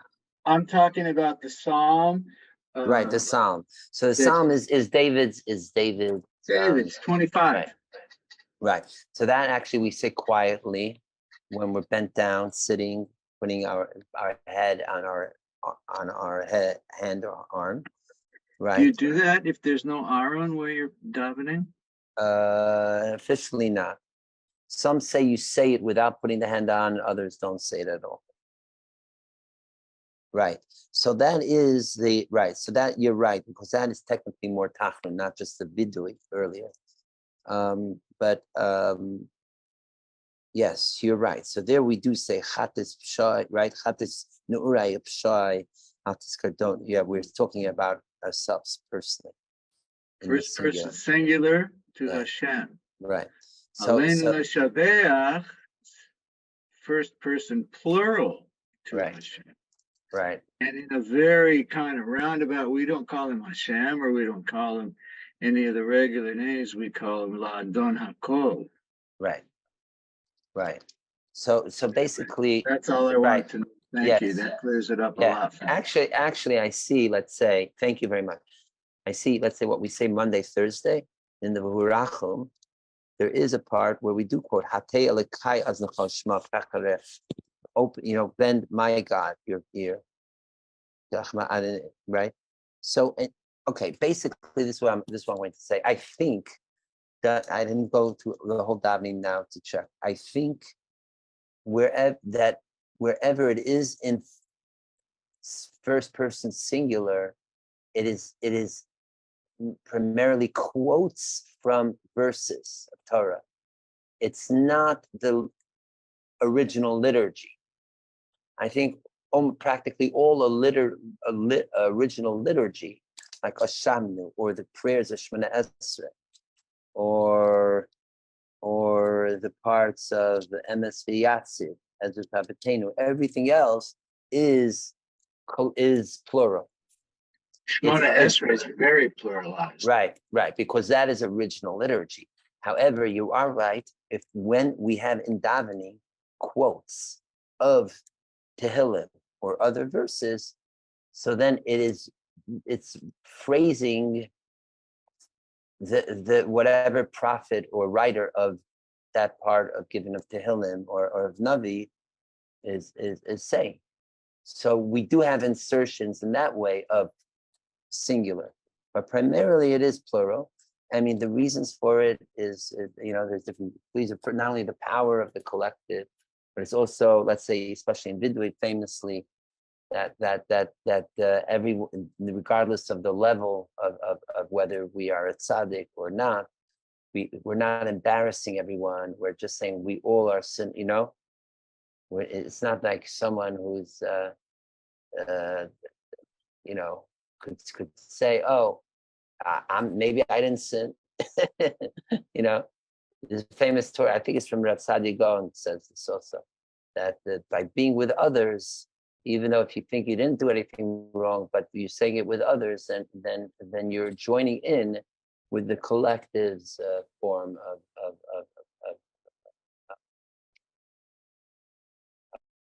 of what is being prayed about.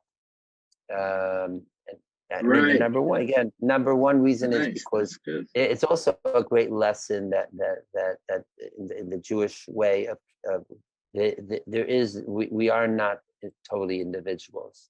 Even when you're davening without a minyan, you're still saying we, not just me. Yeah, it alludes to the minyan.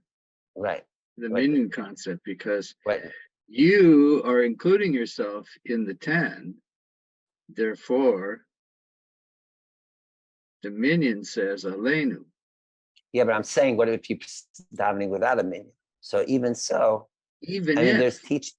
That's what I'm saying. That even so, we're being aware that we're not alone, and there is a point that even, and there's actually a Hasidic discourse that says that know that even if you're davening alone, but if there is a minyan somewhere happening at the same time, not even if you're in the same shul with say 770, there's a minyan in the front, you're davening in the back, but even if you're in your own home, and let's say in the shul, this is the same time they're davening.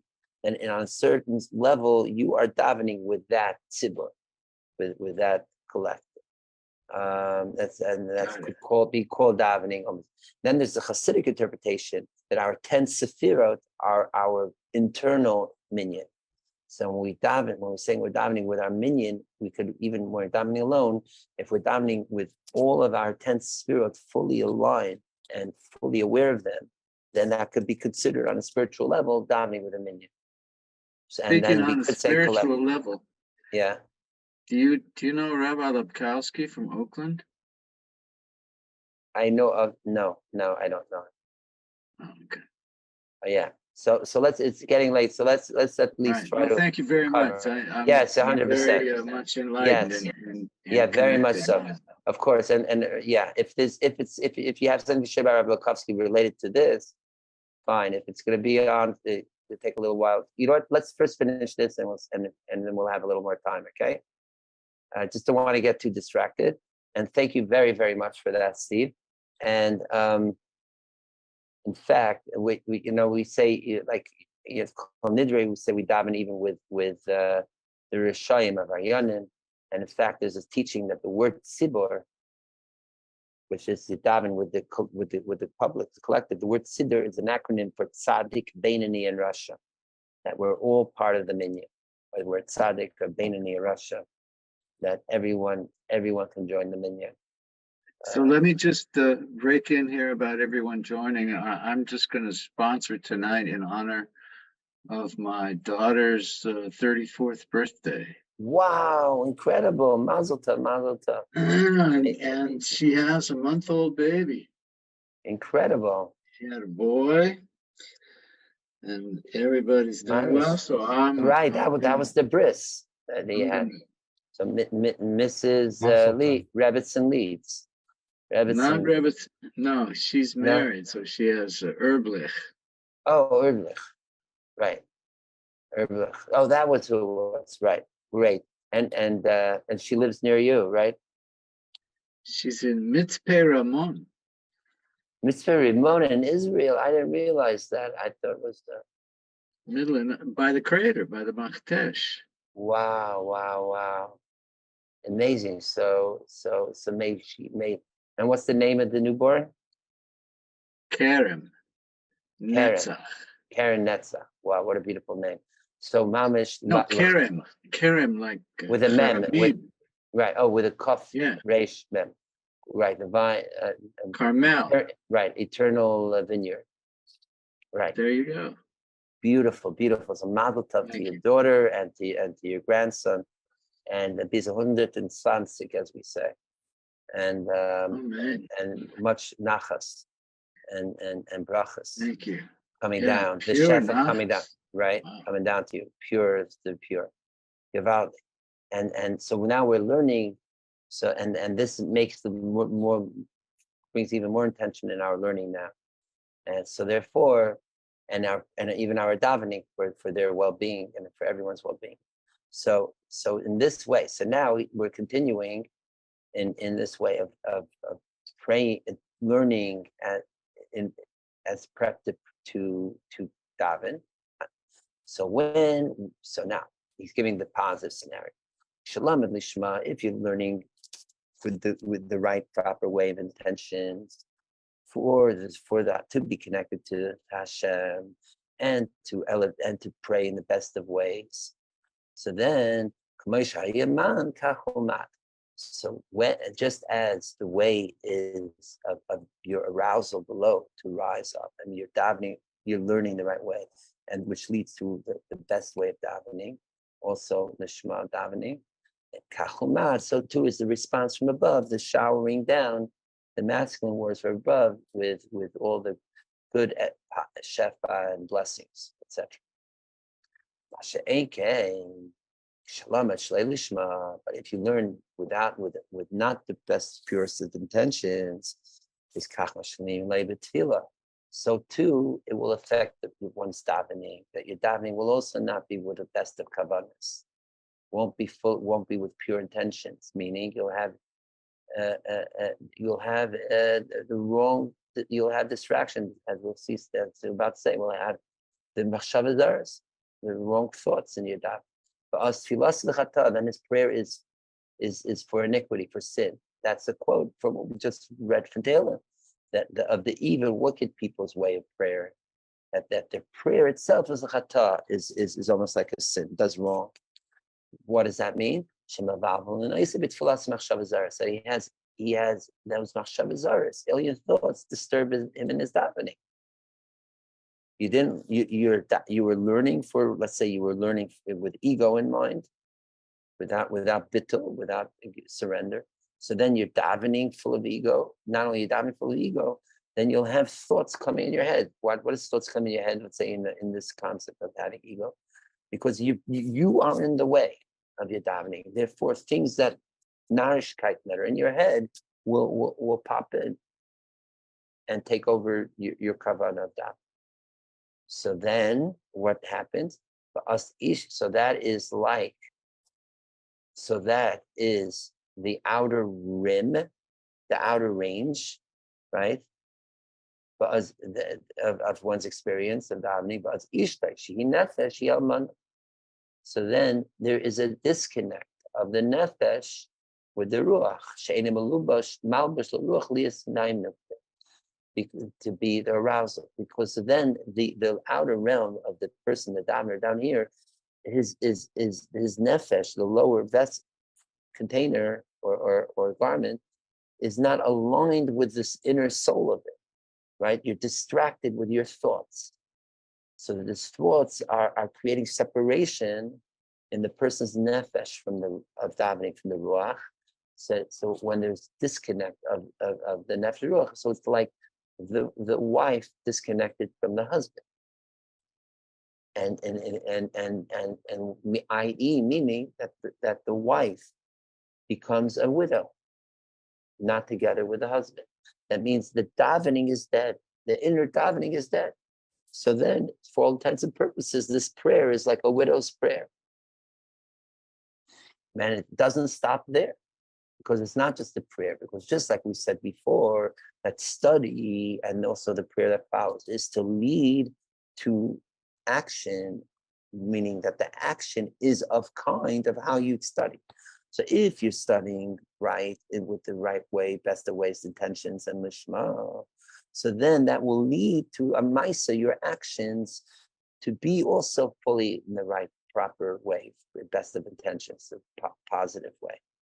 But if you're studying and davening without the best of intentions, the wrong way, so that leads to the wrong types of behavior, actions, right? The gambana, so then as children, the produce, right? Children are like the fruits, the produce, right? Because it's through that learning and prayer that we produce that leads to the action, like we said before. So too, well, if the davening and if the study and davening is not proper, then the outcome of it, which is the action, will be also cut off and almost dead, and it will be disconnected. So the children that will be like orphans. So he says more, like we said before, because the Torah is not only, like we said before, like not only the Torah leads to ma'aseh, to action, but Torah is the double header that has both study and action. Because when you study about an action, then it already includes action in the study. So if your Torah is not in the purest intentions, the Shlei Lishma, so the action part of Torah is already orphaned. It's disconnected. Since it was with first intention, so then hey navinad. So then it's like it's lingering, it's hanging, it's wavering, it's it's not able to fly. Wandering, right?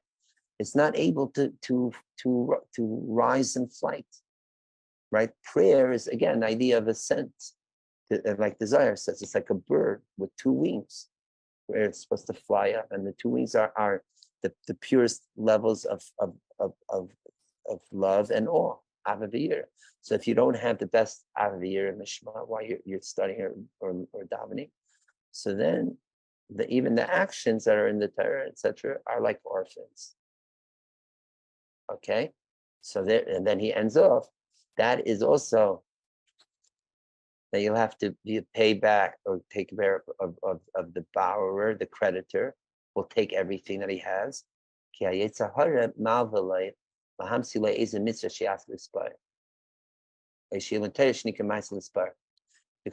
Torah almost has a technique. He quote unquote lends the person a certain mitzvah or to learn Torah without the purest intentions to God, but rather to brag about, oh, I did a good deed, or oh, I know how to learn so well. So that's that's a more subtle technique of the Yetzer Hara, not that don't do a good deed, not that don't learn Torah, but you know what, Rabbi, learn Torah or do a good deed, but just feel good about it yourself. How that you're such a great person by doing it, or how smart you are by learning Torah. That's why also we say in Dal Chet, and in the whole litany that we say this or that, one of them is the question, what do you mean Yetzer Hara? Everything that you say there is from Yetzer Hara. The answer is no. There's a way you could even be doing a mitzvah, learning Torah, and it's still being led by the Yetzer Hara to build up your ego or just to brag and show off. So in a quote unquote, the Yetzer Hara is even lending off a mitzvah or Torah to the person to use ostensibly for God, but really it's just to create the person's own selfish ego. So when someone studies in such a way, does mitzvah in the way that it's quote unquote lent to him by the Yetzer Hara, for in the with ulterior motive of feeling, bragging about it or whatever. Or so too, you're right. What will be the response from above? The shefa coming down, the mayim from the masculine waters from above, will be rabbeis roitzitzais. Will just be terrible. Will be a lot of tsaris, basically, right? No good will come back. It's a hard nation like and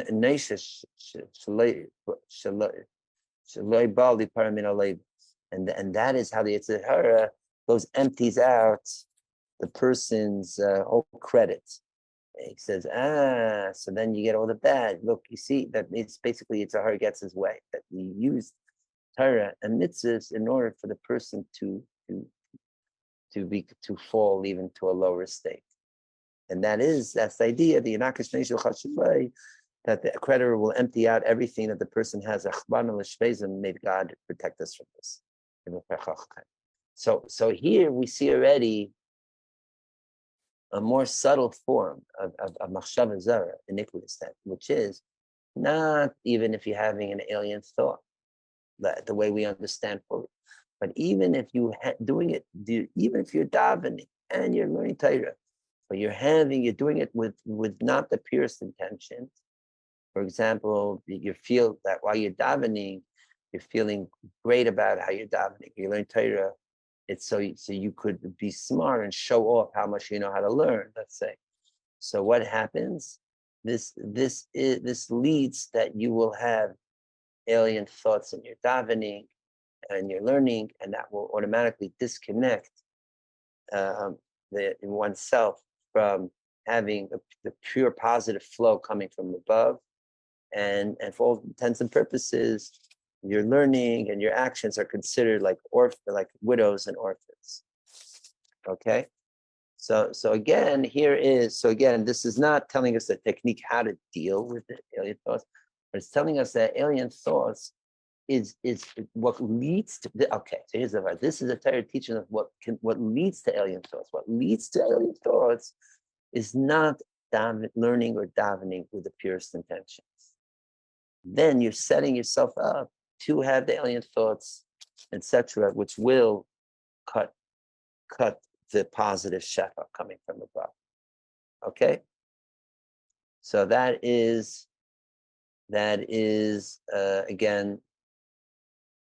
This Torah was again a little bit more like, I was gonna say roundabout in a way. It was more pilpulistic even a little bit, and I felt it was good to learn it because it shows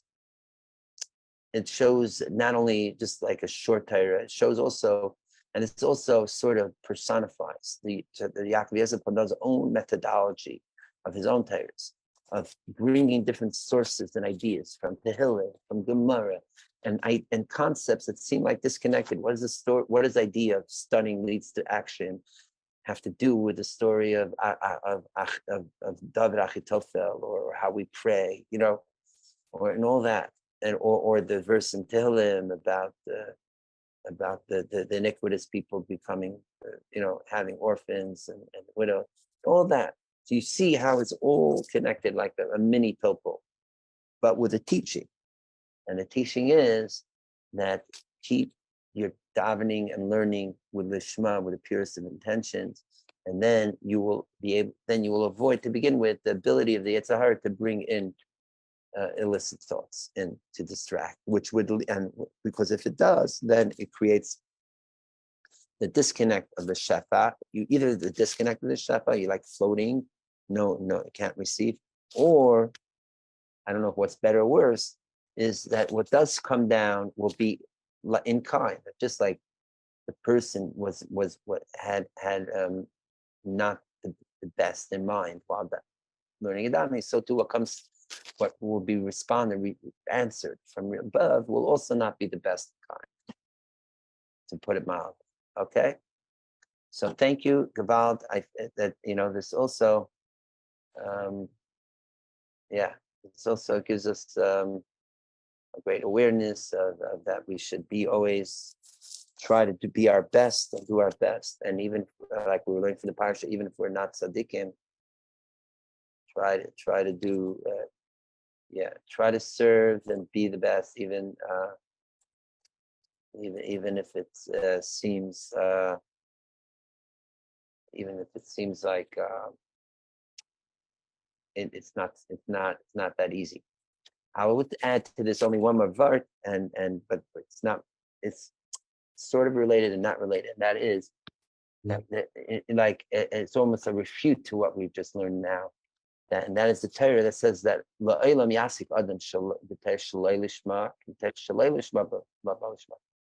a person should study Shalai Lishma, not for the pure sake, because when you start Shalai Lishma, it will lead to Lishma. All right, and this is even brought down in Halacha and some Gemara.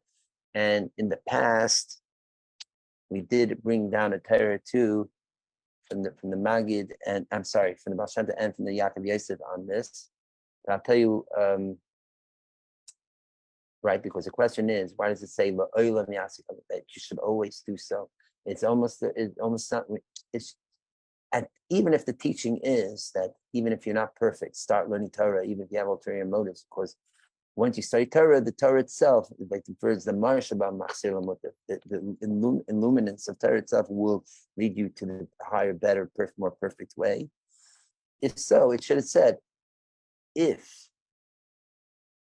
if you learn Shalosh Shema, you should still keep on learning because you will lead. But it doesn't say that. It says always learn Shalosh Shema. Plus two Shalosh Shema. So what's the pshat there?